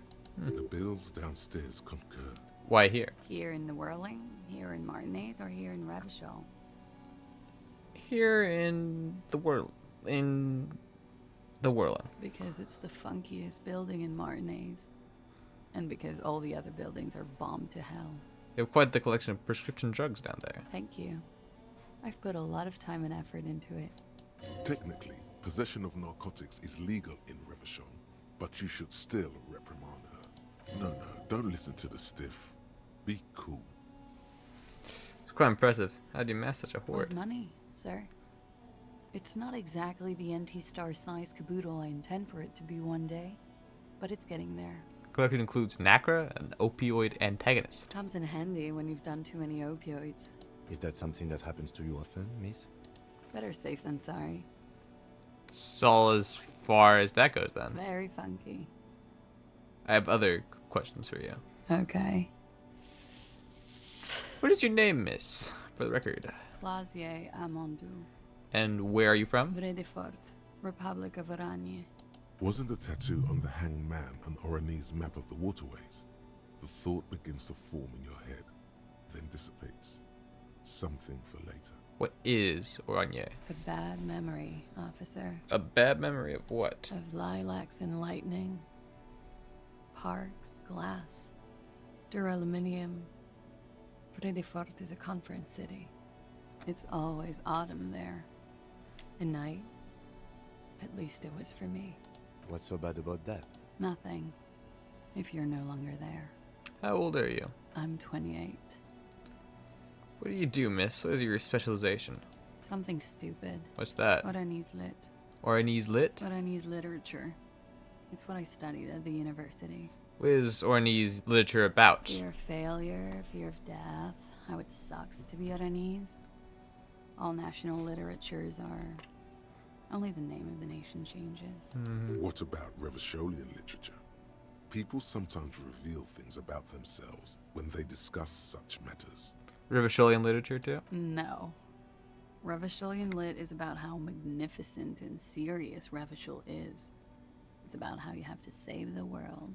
I do feel the urge to save the world, yes. I guess that's why I'm on this case. That's the natural state of the Revacholian hero. She seems quite relaxed for a victim of assault. But, of course, what seems should not be your priority.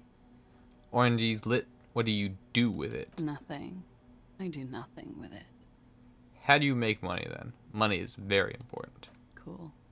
I've made more money by just being than I have with Oranese lit. Being what? Many things. A roller skating instructor, a secretary, Miss Oranje 37. Of course she won a beauty pageant. She's very symmetrical. Could we take a look at your passport, please? I'm afraid you can't, officer. Why is that? Because it's buried in a sealed plastic bag at an undisclosed location on the coast, along with cash and airline tickets. Thank you for your candor. Why? They say so in your tourist brochure. Keep travel documents away from your person when west of the river. I don't know you've told us your real name. If I were to lie to you, I would come up with a more mainstream name than Clausier Mondu. It's a weird name. She seems to be telling the truth, sire. Thank you, Drama. Okay then. Okie dokie.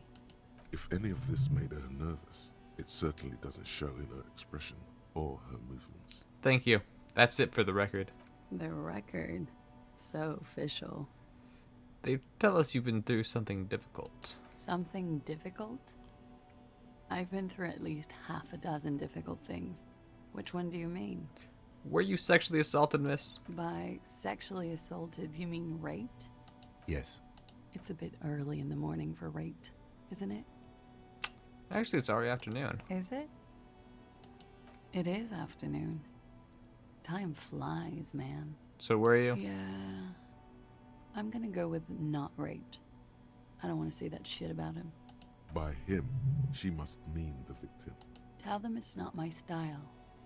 They'll have to, you know, if they want to jazz up the charges, they'll have to get someone more, rapeable. Are you saying that you were asked to tell us you were assaulted? Not explicitly, but I understood what they meant. It wouldn't hurt to spice things up a bit. Some assault and battery. Sexual assault, maybe. It was clear the latter would be spicier. Tatus asked you to spice things up? For us? Pretty much. Warming them. What did happen between you and the victim? We partied. The kind I do? With all due respect, sir, I think we partied a little harder than that. Harder than this? I know it's physically possible. Oh, it is. You're still alive. What did you do when you partied? We drank, sir. A lot. For weeks, basically. We had that effect on each other. We made each other drink harder. That's why I liked him. What else? Stimulants. Speed also has that effect, making you drink harder. And then drinking harder makes you do more speed. It's quite the combination. We also had sex. You were lovers? I guess you can say that, yes. A bit. Lovers is such an emotional word. But there was something there. We did enough drugs for there to be. How did you two meet? Downstairs. At the bar. He was on some sort of assignment. A military man, as you probably know. Had a cool, scary scar. She appears aloof, but that scar part, the scary, is stressed and drawn out. What's that about? Apprehension? When was this? A month ago? Something like that. It's been hard for you, seeing him there. Oh, yes. I've had a great view. From the roof, out of the bathroom window, in my dreams. A bitter cringe. It hurts. You look to the lieutenant. He takes a small step closer. You called us, the RCM. Yes, Jackpot. I made it. And I would appreciate it if you didn't tell everyone. In Martinez, they call it snitching. Reporting crimes is confidential in Ravachol, miss. Before we go on, if it's snitching, then why do it? Because I couldn't handle it anymore. None of these people called. He just kept hanging there. Then they started stripping him. Caller's voice was disguised. I didn't exactly disguise it. I just muffled the mic and nicked the landline a little. Nicked it? How? With nail clippers. And I diverted some radio fuzz into it. Into the cold wire. So, she's Scott's mystery foam cutter. And in the process, you broke the landline downstairs. Did I? Fuck. I didn't mean to. I had no idea what I was doing. Jigsaw falling into place. Whoa! Satisfying. Good catch. I appreciate the symmetry. Radiohead. Still, that's pretty clever tampering. Simple and clever. Crossing the lines like that. Seems like you had some idea. That was nifty. Thanks. She looks a bit like a little girl who's just been complimented on her bike repair skills. Why go through all the trouble? I don't know, sir. It was stupid. I was drunk, too. I was probably afraid the union was listening in. Locals say they have ears in the wires. Thank you for making the call, miss. It was the right thing to do. I didn't want to, sir. But if I hadn't, he'd still be hanging there. What can you tell me about him? Name, eyes, age? I'm sorry, I can't do it. Not right now. Later, maybe. I keep seeing him. Like he is now. I can't talk about his... I don't know. Hair. I know it's difficult, miss. We can return to it later. What did they hang him for, if not rape? He had something to do with the strike. One has been roiling since I got here. Rotten timing. But you probably know all about it. And his role in this strike was... what? I think he was in a security detail. He was ex-military. Worked for Wild Pines. And against the Union. We didn't discuss work much, if you know what I mean. But I understood it was dangerous. And they lynched him for it? She nods. How do the Hardy Boys know you? They're frequent guests. Downstairs. They have a booth for Union members. They're probably down there now. And how did you meet? Over drinks. It's been a long, boring winter. Did you party? A little, yeah. Like you partied with the deceased? No, not as hard.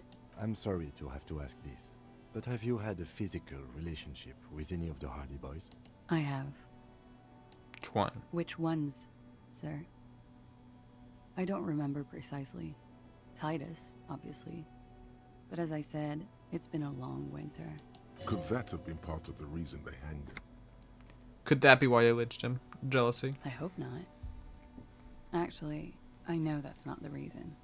I'm careful about that kind of thing. Not crossing the wires, you know? But that's probably where they got the rape idea. What do you mean? Men like that? I don't know. It's the way their imaginations work. I suspect it's what they'd like to do to me. Thank you for telling us all this, miss. She breathes a silvery sigh of relief and weariness. The air on the roof feels humid. Should we head by downstairs, officer? We may have things to discuss there. I had something else before we go, a little thing. She nods. Silvery cigarette fumes disappear into her mouth.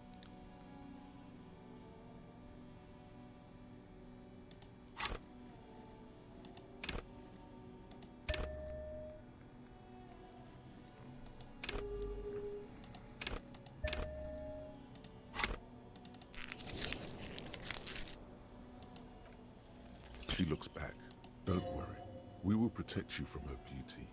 We will consult you through the reefs and sounds of her persona. We will see through deceits. You are shielded. You are wise. You are advised. There are muscles on long white bones that line her limbs, just below the silver jumpsuit. What is happening? Nothing. Just time passing. Don't worry. You are not a fool. Anything out of the ordinary and you would be notified. Air moves in your windpipe. Your heart beats. You're a detective. Get back to detecting. Am I being beguiled? She presses her elbows against her waist and slowly turns her head. The strange moment ends. It was brief, no longer than 2.2 seconds. Let's return to this later, miss. Why not? I'll be here until 11 p.m. drinking coffee, most likely. Strange. The same small, heavy door. No lock in sight. I As don't they know, do. Lieutenant Yefreiter. It is not the first closed door we found in this building. There is also your mysterious blue kitchen door. Do you think it's important? I don't know. The further we get, the more this building seems to be tied to the case. The vigilantes, the cadaver, and a number of people connected to the case are in or around this building.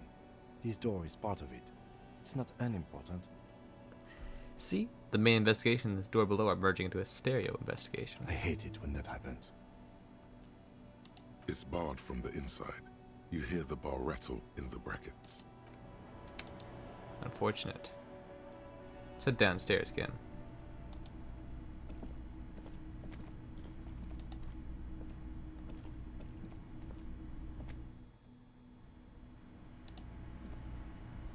Looks like we have more to discuss with those so-called Hardy boys. Half their reasoning just went out the window.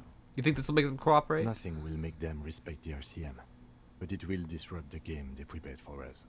We just stripped off one layer of whatever it is. Her decision to not corroborate their story was definitely not part of the plan. Why did she say all of that to us? What else could she have done? Lie? She saw there was no way to lie and get away with it. Not sure she had to lie. I wouldn't have known. If not you, then me. It was a smart move from her. She seems candid. You think so? Being candid is the best way to lie. The appearance of candor with some facts thrown in draws attention away from whatever one chooses to omit. She may be trying to control the pace of the investigation. Anyway, we should move. I suspect our inquiries will bring us back here soon enough. Yeah, you're probably right. Come on, get him. Let's head downstairs.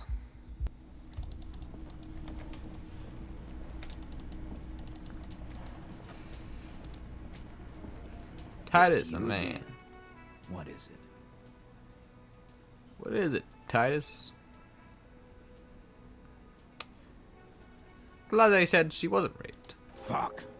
I knew that fucking whore couldn't be trusted. You've hit a nerve.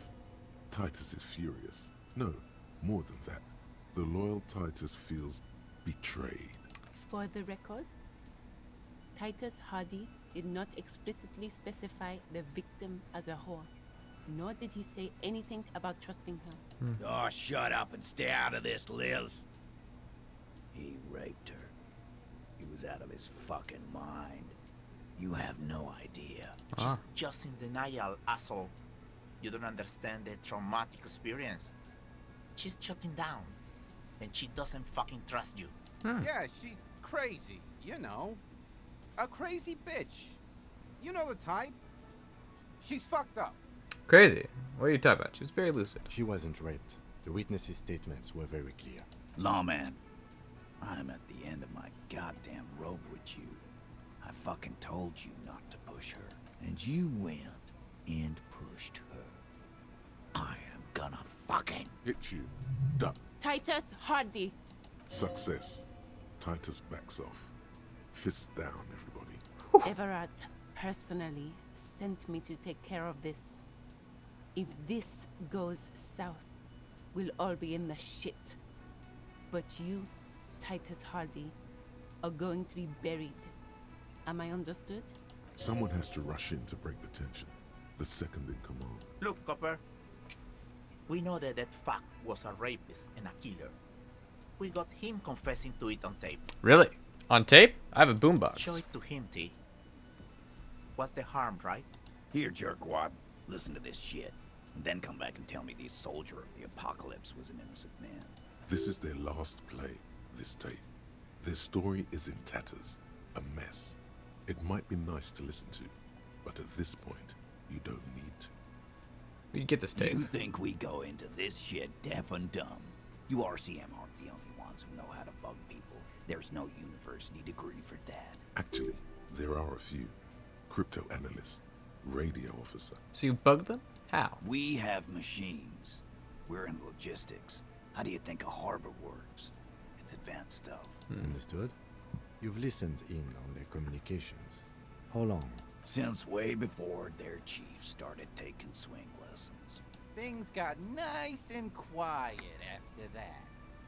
Which of you is doing the advanced radio work then? It's not advanced. You just hold up in a coop all day, writing down what they say. It gets hot as hell in there. Don't put yourself down, Angus. It's important work. Yeah, man. You're like a radio genius or something. Those notes are some in-depth stuff. Indexes and shit. So what's on this tape? What's on it? We call it the door gun a mega mix. You'll know why. Won't you listen to it? Okay. Now that is intriguing. You had me at door gunner. Stop for now. Go back to the investigation. Don't forget your tape, lawman. Compliments of Titus Hardy. I'll listen to it. You do that. Oh, and keep it. Maybe you'll need a reminder of human ugliness someday. I'm gonna take off now.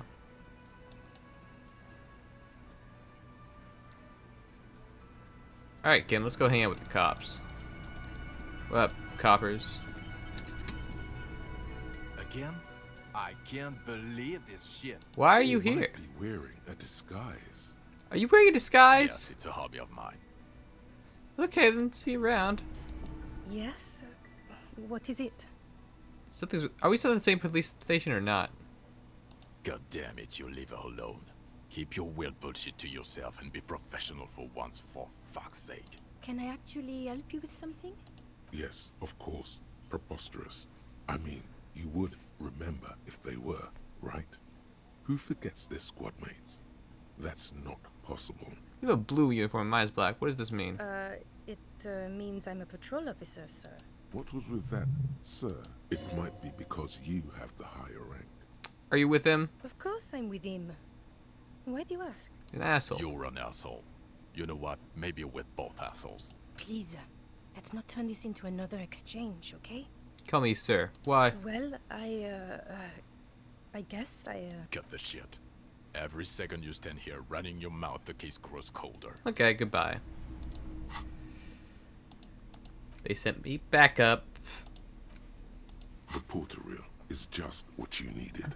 The reels attach to the apparatus with a satisfying click. The tape is routed behind the magnetic reader.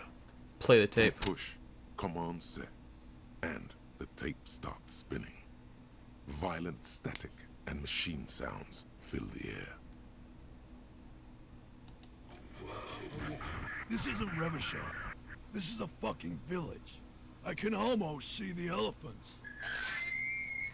The harbor. That's the son of a Kvalson crane. When this shit is done, I'm gonna tear that place up. Soldier of the apocalypse style. Kill shit.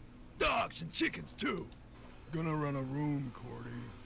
A real nice room. I don't give a shit. I'm fucking done. I'm done mentally. I'll fucking do them all in. Rape that disco cunt on the counter. You know, the dance a whore upstairs. Do it Kohoi style. Never did get that taste out of my mouth. The lieutenant presses the button marked Arrete on your portal reel. The tape stops spinning. At the very end. Silence? End of recording. What do you think? It seemed authentic enough. Probably recorded off the shortwave, then edited to seem more incriminating. He sounded like he was on patrol around the harbor walls. He did say he's gonna do it. You can't have words in someone's mouth. Indeed, but there's more going on here than we know. Who's this Cordy? Cordy could be short for Cortenar, one of the other mercenaries, the one he was talking to. Probably the mountain at the harbor gates. Mr. Right to Work. What's Kohoi? A village on the Samaran Isola, in South Safre. Grad committed war crimes there, the kind of thing he talks about. Think he was there? Who knows? Maybe the tattoos would have an answer. We would need to know the story of this man's service. Okay then, what now? I think we've got a few more questions for class here, don't you? This seems to contradict her testimony, at least to some degree. I guess we gotta ask a bunch of fucking questions then. Okay. I actually want to talk to Mr. Right to Work. He might have something. Is 5:30 evening? I don't think 5:30 is the evening. It feels evening-ish, but... Mr. Right to Work? Been out here. Right to work! I'm gonna leave now.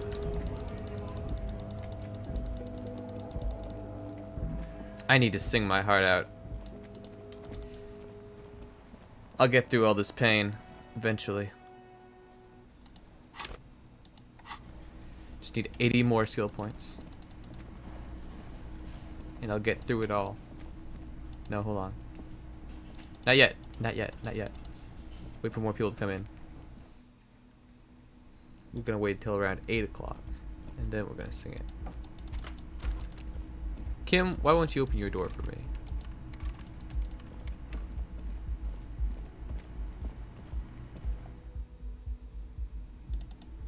Not gonna prank you. Just want to know what's going on, man. Alright. Officer, it's a fine day for questions. Dennis already gave us a recording where the deceased states intention to commit rape. She puts her coffee cup down. Did he? I never said he was a good man. Or that he had good intentions. Only that he was never bad to me. On this tape, he specifically identifies you as the target. Where did they get this recording exactly? It's intercepted radio chatter of the deceased, recorded via a de-encryption station. It's authentic enough. Does he say he's gonna do it Soldier of the Apocalypse style? What are the exact words he used? Yeah. That was practically his pickup line. Did he say whores a lot? Was he pretty much on the verge of doing it Kohoi style? Kohoi style was mentioned. He wasn't actually there. He didn't do a tour, or at least didn't tell me he did. Would have been overkill anyway. He lived his own little Kohoi. It wasn't his everything. Why say things like that? Machismo? Yes. Was he bragging? Oh no, I'm pretty sure he did all those things. Then integrated them into his idea of normalcy. To keep on living. Until they just sort of turn into his, what's the word I'm looking for? She's quite observant about the human character. Trained to observe, even. Do you learn this from studying Ornese Lit? Sounds psychological. People who go to university know how to use words like internalize and integrate, officer. Now, what was that expression? Coping mechanism? Running joke. I was gonna say running joke. And it sounds like you didn't even get the good bits. Lely's punchlines got way, way funkier than that. Lely's? It's like the Seminoles conflict, the Kohoi massacre, and the 36 famine in Yezud all rolled into one person, then cast in Orani ceramic armor, which he wore in bed and in the shower. You like this kind of We're all stuff? scraping up any happiness we can find, officer. Going around with our little scouring sticks. You, your first love, Mr. Quohoy here. Did he tell you he had actually done any of those things? In Martinez, I mean? No. We were too busy laying waste to our own nervous systems to direct any of the fury outward. He seemed happy, I guess. At ease. As much as a man like him could be. There is a small measure of pride in her that she could quell the rage in such a being. What kind of man was he? Before you go, ask for details. She seems okay to talk about it. Thank you for clearing that up, miss. Whenever you're ready. I'm interested to hear what Titus Hardy has to say now. She takes a very small sip of her coffee and smiles. You've had some time. Can you tell us more about the victim? Like, for example, his name? Actually, officer, I didn't know his name. I just called him Lely. A nickname? I guess. He came from Lelystad. It's short for that. And it was his army name, apparently. He said his real name wasn't his. I tried to pry it out of him, but it was no use. Maybe his real name was Harrier Dubois. Lelystad. That's a good start. We have a few questions you can help us with. A few things a field autopsy alone can't answer. The young woman cranes her neck, trying to catch a glimpse of the page the lieutenant passed to you. On it is a list of autopsy observations, recorded neatly in blue ink. The last missing pieces of a puzzle of flesh. Where is Lelystad, the place I mean? In Oranje, officer. It's, I think municipality is the term. A nowhere town there. Oranje? Oranje's map of waterways? This fits with his tattoo. Does. You were almost right, officer. That means his race was occidental, not mondial. I'll update the form. You both from Oranje? Yes. We were compatriots. Did that bring you together? No. He was too old for that. And from another part of Oranjenrijk. I didn't even understand his accent. What brought us together was in Oranje. It was bad habits. How old was he, miss? He was 42. 42? Are you sure? I would have had him above 50. He had many scars that made him appear older. But no, we even celebrated his birthday like some weeks ago. It was a funny 2 days. He had little reason to lie to me. Looks like you were right, officer. Points are good. Have one, you old dog, before we all die. And none of this competition, Ken. It isn't. Police work is a cooperative sport. This is clearly sports for him. Something like archery or darts. The young woman looks at you, then the lieutenant, then you. She's enjoying this. His eye color? Blue. Light blue. They were like little blue galaxies, you know? It was strange, seeing those eyes in his fucked up face. Pardon the swearing. I do him an injustice. He wasn't ugly. And he had a beautiful, soft voice. Very surprising, what with all the scarring. It was quite something, watching him speak. He had a combat wound on his chin and mouth? Yes. Severe. It made him look like half his face was cracking away in some strange smile. That and those eyes. Ah, yes. His hair, if you can remember? It was light brown, almost blonde. He darkened it with brilliantine, made oily. Not nice to stroke. I couldn't convince him to leave it alone. Interesting. I, too, have stroked his hair. Oily, isn't it? We have that in common now. She understands what autopsies entail. It doesn't get her off balance. Let's go through the rest. The young woman nods. He had a tattoo. What did it mean? Oh, that. It's clear she liked it. It was an Oranese map of the waterways? Sure. Waterways.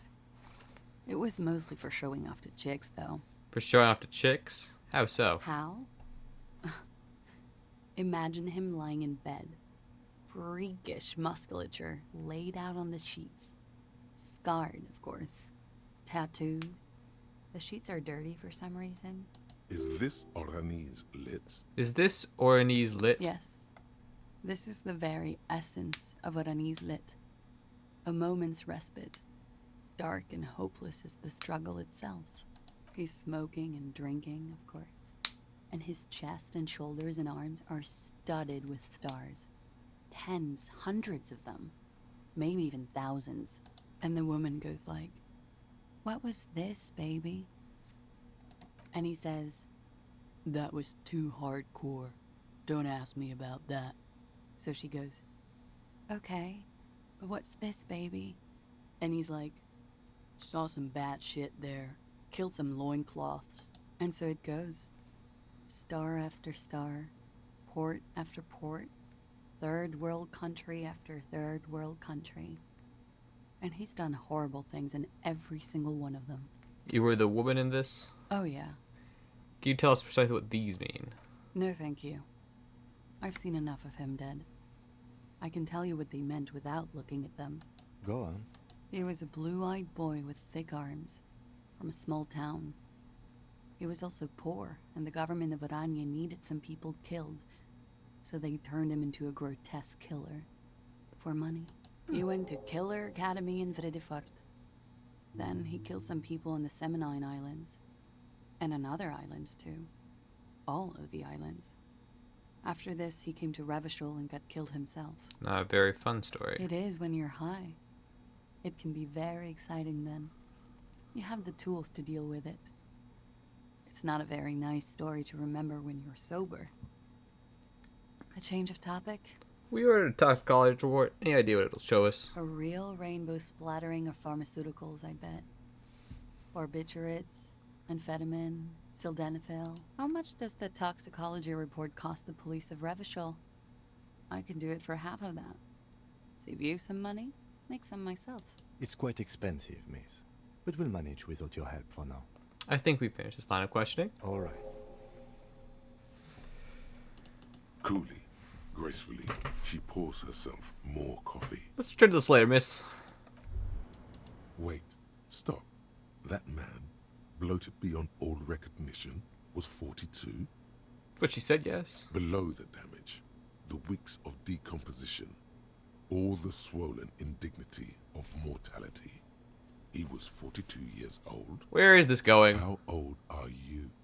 That's where this is going. 45,000 liters of raw alcohol has left its disfigurements. What lies beneath, you wonder? You could ask either one of them. I got this. I got this. My age, I think I'm... Yes. My early 30s. Rough 30. I lived it up. You're a rough rider, but not in your early 30s. Do you want to know the truth? Bring it on. I am not afraid of the truth. To the laboratorium. Isn't that on my fucking badge? A police badge on which you see the photo of a man.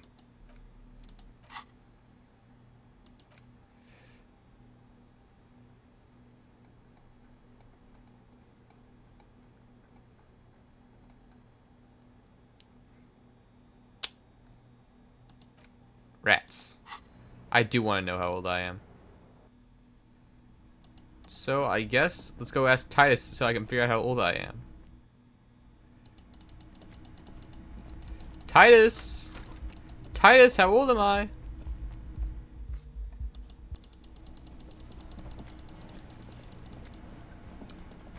Mr. Titus Hardy? It's you again. What is it? How old am I?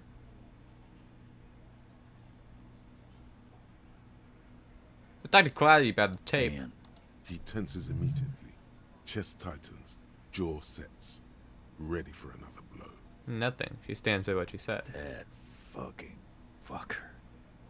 You're the worst cops in Revachol. I gave you gold on that tape. She pretty much laughed it off, Titus. Fucking fuckity fucker. And what did she say then? That it's fine. People are supposed to be like that. Actually, I think it made her a little nostalgic. Yes. In fact, I think she thought it was a little funny. Funny? No good goddamn psycho whore. Seems like they wanted to give Klasia a second chance to play along. She still didn't. Alright. All fucking righty then. Yes, it's good then. Fucking. Please try to control yourself in the presence of visitors, Titus. This is just perfect. Just fucking perfect. Any thoughts on this, lawman? I think you had a live plan, but you did play along. I ask for your opinion, not a bedtime story. Tell it to your grandma. This day was the last chance for her to do what was planned. But she didn't. She knows she can't lie to us, unlike you. Fantastic. So now, you remember how to do your job. I'm so sick of this piss. We should get something harder in here. I do agree with Yeah, that. guys, we should get a party going tonight. Why? Maybe not then. Success. They admitted to unlawful collaboration to derail the investigation. Maybe she isn't who you thought she was. Nah, I know her. She's just a girl. In over her head. She's a hardcore party girl, the bigger death wish in mind. Yeah, you're right about that. She takes way too many drugs. Well, it's as they say. You can't do anything with an underdose. Yeah, but I mean, she has an actual drug problem. Not like you. Not like us. I don't think I've ever seen her sober. Mustard! Maybe she's still in denial, you know, like a defense mechanism. Yeah, maybe. That is a possibility. He does not sound very convinced anymore. Be straight with me, Titus. What really happened? I already told you. We fucking hanged him. Yeah? There's less gusto in his voice now. His men, too, are growing increasingly silent. The man is slowing down. Looks like a bad blood sugar crash. He can't keep track of all the variables anymore. Who could? It's getting harder and harder to perform one's part in this sordid play. All it takes is a nudge. Come on, Titus. The stakes are too high here. There will be blood on the streets. The tribunal, remember? I know you're tired. Why don't you just... You know what? I am tired. I'm tired of you, them, and the whore upstairs. Come on, man. I wanted to sing. Next time you see her, tell her Titus said, Fuck off! that lying, scamming. We're done. This is over. You understand? Your little investigation is over. Yeah. What is this quiet funeral shit?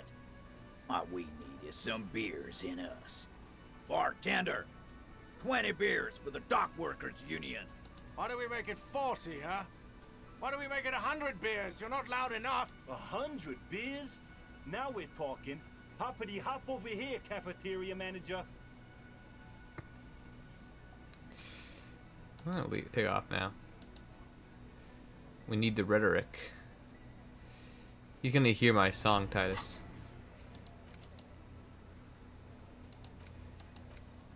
You're gonna realize.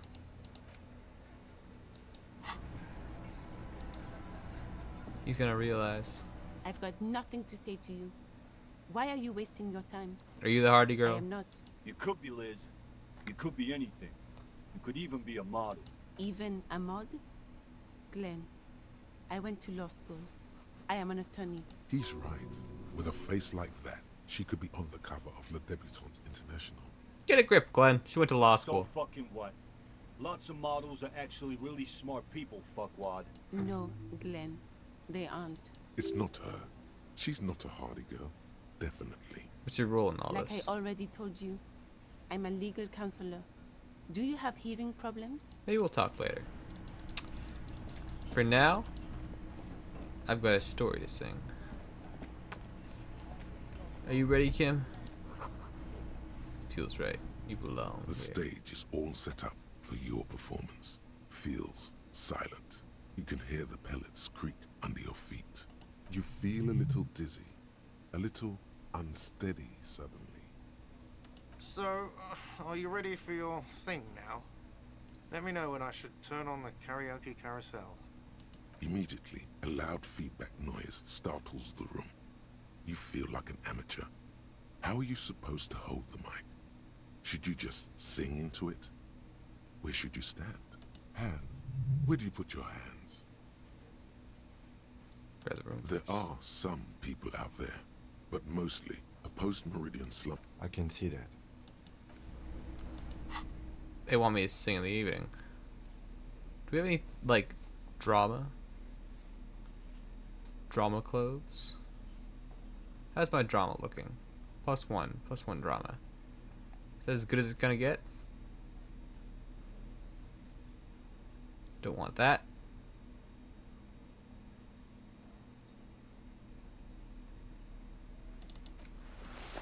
I can't get this insane mesh tank top.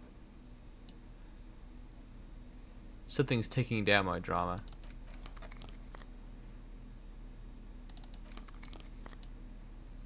Yes.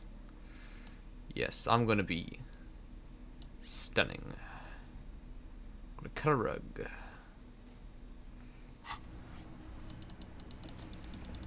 Don't you worry, officers. I'm going to sing my heart out.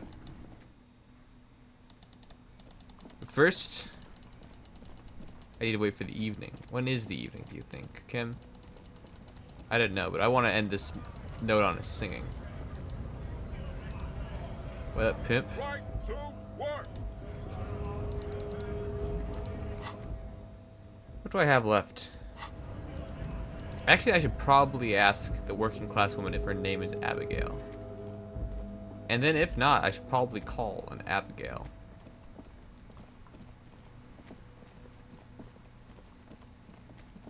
Hey, ma'am, is your husband... Right. What about him? She gives you. Oh, that's right, his jacket. He's got a cool jacket.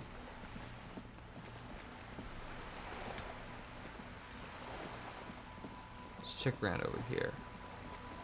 Because I'm told there's like a library around here somewhere. Just an ordinary wall. Nothing to see here. Let's put on the conceptualization shit. Visual calculus. Conceptualization?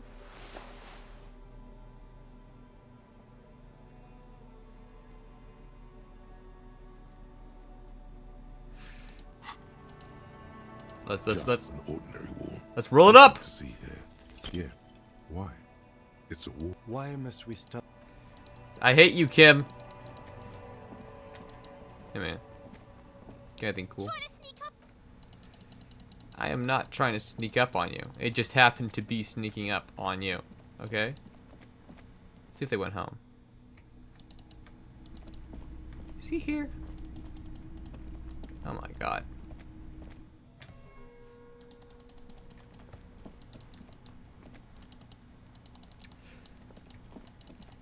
I can't go anywhere in this goddamn town.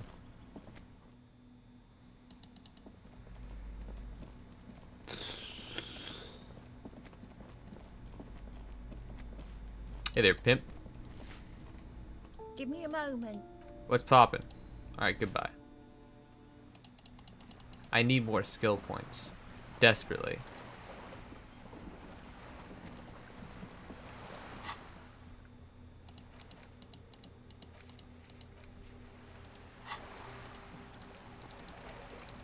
It's the massive rolls. I've got a couple of massive rolls that I still need to make. Maybe I'll get better at it. Maybe I'll level up conceptualization again. Next time. Next time I'll level up conceptualization again. I've just gotta, I don't know. Just gotta not be so square. Gotta get less square. Let's piece together one of my cases. It's the ledger you found in the trash. A cabbage of... Just relax. The two sides of the board are slightly misaligned, like a drawer that's come off the slides. All you need to do is bend the plastic on your knee. Slowly. The slides snap back into place. It should be possible to just, you know, without resistance or sound. The two panels move against each other. The compartment is now open. Swag! 2 ticket stubs and a handmade postcard. Two octopuses are smiling, reaching their tentacles toward each other in the colored pencil drawings. The tickets permit access to the zoo in Revachol East. The aquarium costs extra. These let you go there too. Pick up the card. Thin wax paper has been glued to a piece of cardboard. Sounds like leaves rustling when you pick it up. You see violet flowers, floral patterns, patches of glue. Smell it It first. smells of chewing gum. Apricot flavored, exactly like the gum wrapper you found. The same brand of chewing gum. Oh. Familiar handwriting lines the inside of the card. Looped, round letters in a woman's hand. I did have a wife. A young woman in her 20s. There is care, effort, and a smile, you think. Although that is not something you can read from someone's handwriting. Harry, it begins. You're already reading. I wanted to write you a letter so you can read it when you wake up. Maybe it will make you happy. Throw it away, please. But it will make me happy. Outside, you hear the wind howl. A sudden gale blows in from Martinez, flapping street signs and window blinds. Come outside. What? Far away and outside, the reeds hiss with desperation. Step out. Okay, it's outside.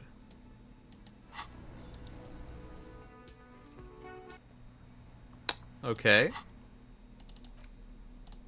It's the ledger you found in the trash. Without resistance or sound, the words just crossed your mind somehow. Who are they for? Who do you think? Thin wax paper has been glued to a piece of familiar handwriting. A young woman in her 20s. Harry, throw it away. But it'll make me happy. No. A merciful wind blows in from the Bay of Revachol, dusting the ground at your feet and raising newspapers far away. You feel the card slipping into it. Now that you're out, let go. What was that? Frisson covers your entire body. A feeling of cold. A persistent chill. I'm holding on. I'm reading the card. Your hands shake, holding onto it. Every morning when I step out and you're asleep behind me, it says, I find a little piece of sadness in me. I carry it in my chest, down Voyager Road. Every step I take, it grows. By the time I reach the fuel station, it has filled me entirely. I step onto the light rail and look back. Sparks fall from the bow collector.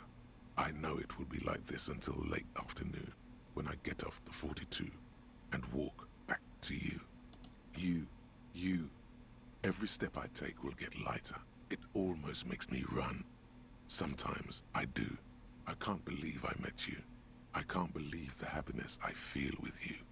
You have a vast, vast soul, and I will always, always, always come back to it. Kisses, kisses, kisses. You feel the air sucked out of your lungs and the blood sucked out of your head. Everything around you gets dark. Small white dots appear. Sparks fall like snow from the bow collector. A streetcar distancing. You feel the ledger slip from your hand. No, hold on. Womp.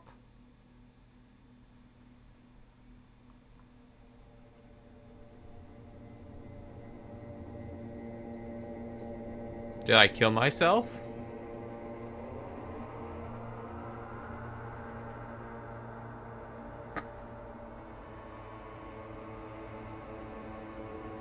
There is nothing. Again. Nothing. Nothing sad, brother. No treachery. Just blackout. Just lie there, passed out. Almost nothing. There is the ground below you. That's still there. And the small light that's on, fluttering, somewhere in the basal ganglia. Who's that? That's me. Blue eyes, that's me. And who was that? Who was what? He speaks of the sickening longing, the unwell emotion. Even in the darkness, he's grasping for it.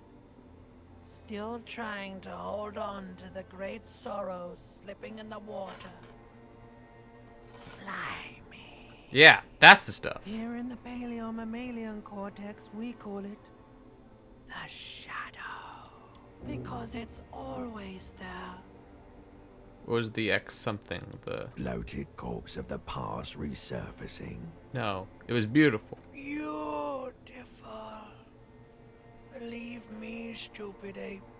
Its lack of beauty was not the problem. Where's Voyager Road? There is no Voyager Road. There are no roads, no houses, no lights in the windows. It's all on pause. So my name appears to be Harry. Your name is fuck all. It certainly ain't Harry. Then what is it? Your name is passed out on the ground, dragged around by one of the other evil apes. They're taking you somewhere. There was something about a bow collector too. Yeah, man. What was that about? You think they would let you? Until you disintegrate into biomolecules? No. Someone is breathing on your face now, inspecting your pupils, stupid idiot. What is that? It's cold. Yes, they're pouring something on you. It's in you. And It's delicious. Glowing lights on a dashboard emerge out of nothingness. Where am I? The upholstered cabin of Lieutenant Kitsuragi's motor carriage, seated in the driver's basket. The air is thick with leatherworks and heavy fuel oil. Cold water runs down your chin. Drink. Water. The water is cold, silvery, the stuff of life itself as it pours down your parched throat. The pounding in your head recedes. The darkness parts. Drink. You haven't drunk water in 2 days. Did you know the human body is not made to survive on alcohol alone? You need a secondary form of hydration. No, I'm actually more of a magnesium-based life form now. That's just a drug addict myth. In reality, you're still comprised of dihydrogen oxide, which you must replenish to go on living. With greedy gulps, you down half a liter of cold water. Some of it spills on the driver's seat. The lieutenant pays no heed to it. What happened? I should ask you the same. You were reading your paperwork. Then you passed out. I carried you to my kinema to take you to a hospital. Then you came to. How long was I out? 10 minutes, maybe. I came in contact with the burnt out roots of the past, Lieutenant. That does sometimes happen. You dropped this. Are you okay to proceed? Solve this case. Good. The Ledger of Failure and Hatred is a special item that can be used both as an interactable and a tool equipped in your held slot for skill bonuses. Find it under the Tools tab in your inventory.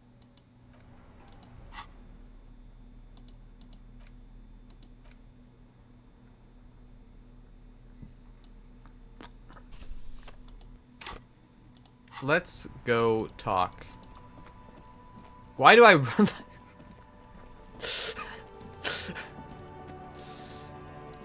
Trying to find out what the fuck is wrong with... Hey. Kuno's like Kuno's dad? Kuno doesn't give a fuck about anything. It's not Kuno.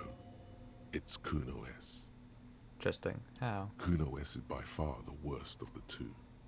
Kuno has no problem being near you, but the other hides behind the fence, afraid for her life, like she's done something very bad. She came up with that psychopathic scheme of screaming for help before. Kuno just wanted to talk to you about his name. Kuno S was the one who wound him up and directed him. Also, Kuno hasn't stopped talking to you, even enjoys it from time to time. When you talk to the other one, it's like talking to a cornered animal. She only hisses and says murder was the case that they gave her. All in all, Kuno respects madness. You cannot hope to outdo her on that front. You must win yourself a few minutes with him alone. Kuno. Psst. Fuck you whispering about? He's whispering too. He's going with it. But watch what happens. Fuck you whispering about? If Kuno wants to whisper, he's gonna fucking whisper, okay? Let's whisper, pig. This is it. You've got him. But be careful. You can still fuck this up. What's up with her? Don't make Kuno look bad in this. She's terrifying. Crazy scary. Crazy? You don't know the half of it. She's not crazy. She's insane. Dangerous. She's smoked a man. She's done people in. Probably even pigs. Oh. Stop talking to him! Kuno, I'm fucking warning you! You're gonna get us into shit! She understands what you're trying to do. Yo, see?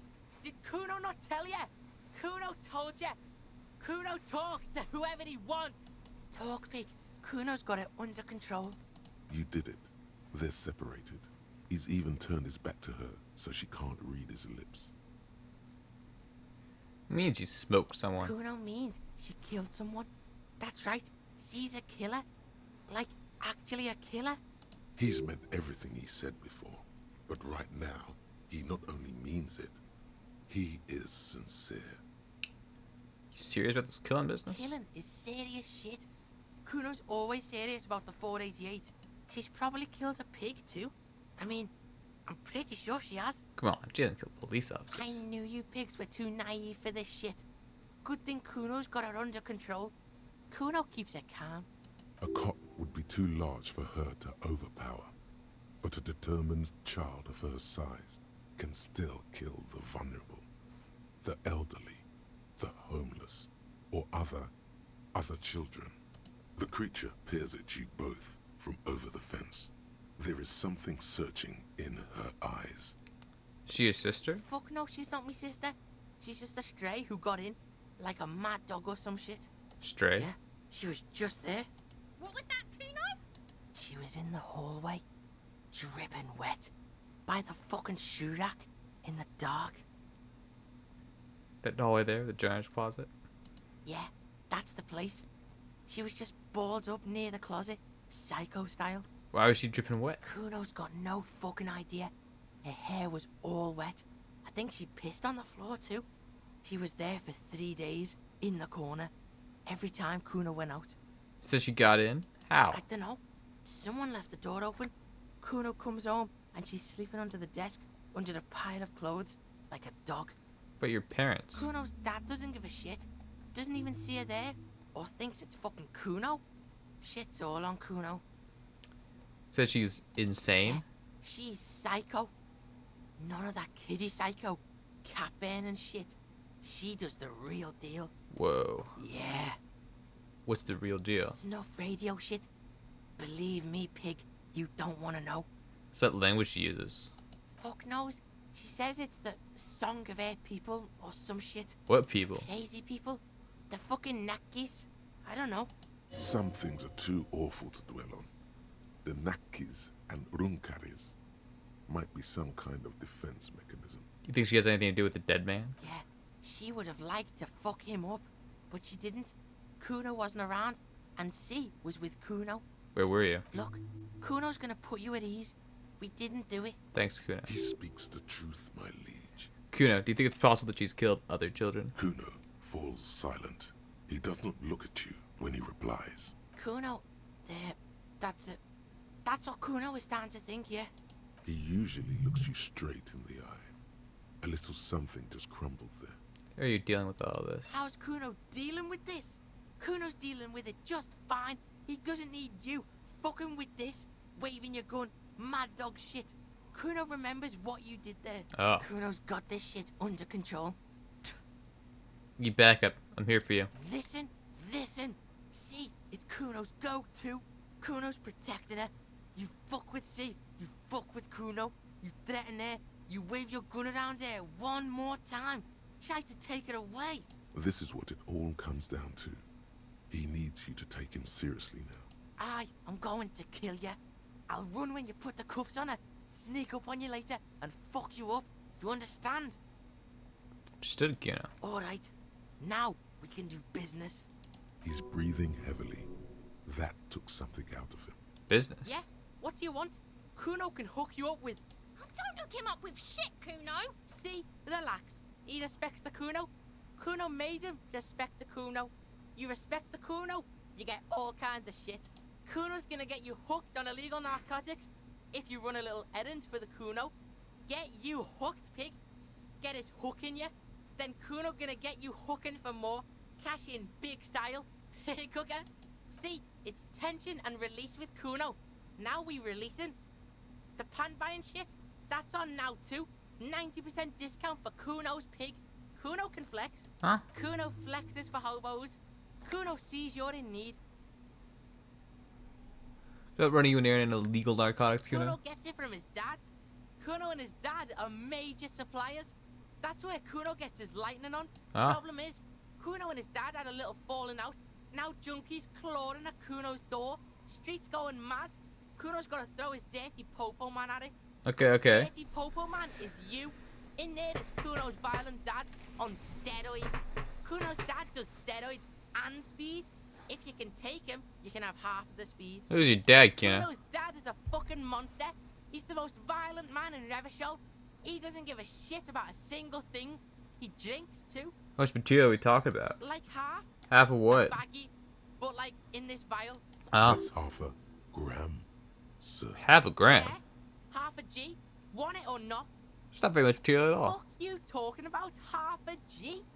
This shit is giant grade A shit. So clean you can barely see it. You can barely see it because there's barely any. Maybe my mind, Kuno. This is what's gonna happen. Okay. Kuno's listening. Going in there for justice. I'm a narc, Kuno. I'm gonna confiscate this crap. Sure. Confiscate it for Kuno, and you can have half. Just get in the apartment building.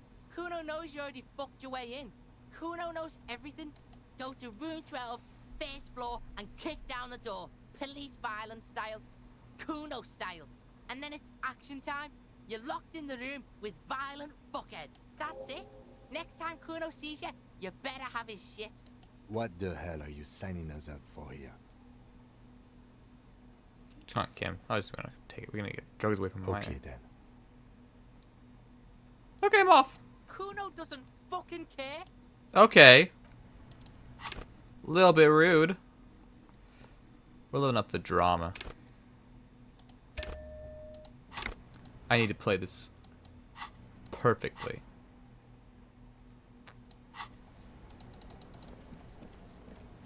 Come on, my friend. Let's go sing a song.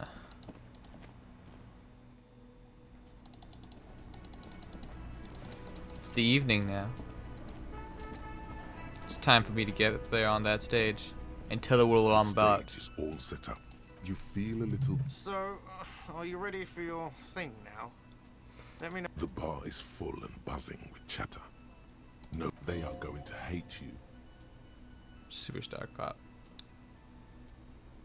Ready, gotcha. Hit play. The air is Yes! with Yes! anticipation. I'm gonna sing a song. Someone dims the lights as the music starts. Okay, here we go.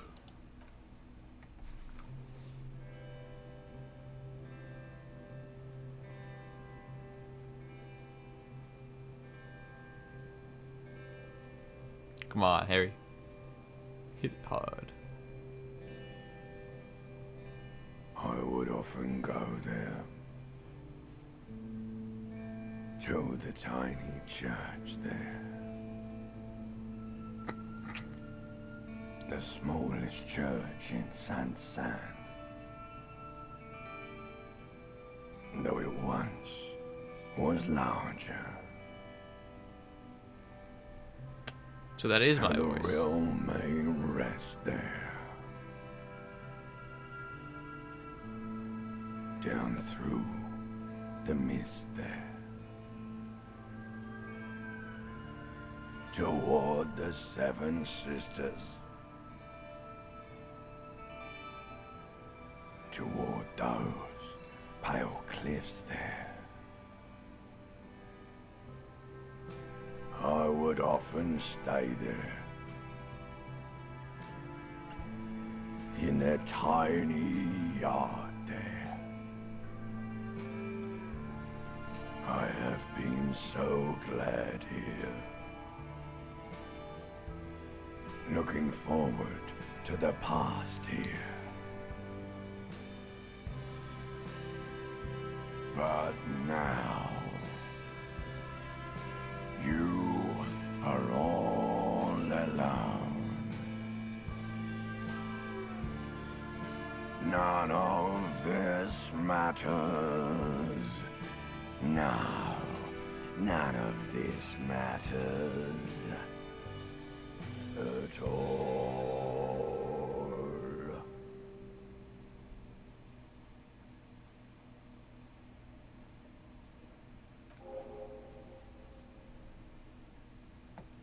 A lazy applause fills the room. You feel your hands shake as awareness of your body returns to you.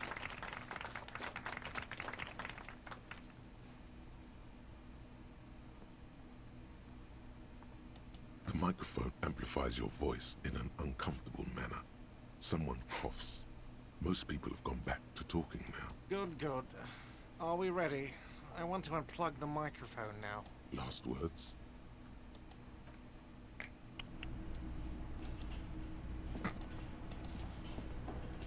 Thinking. So, Yes. shaved. I don't know what to say. Perhaps. I know. Stunning, right? I'm really not sure about this turn of events. I may have preferred the mutton chops. They sort of seem to cover up the damage. Either way, good on you.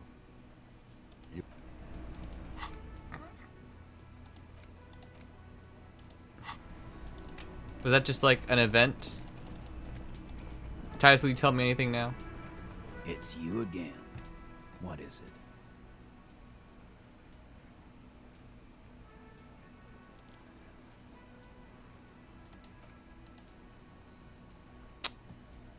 We're gonna wait an hour and a half. Or I can end it right now. Good night, everyone.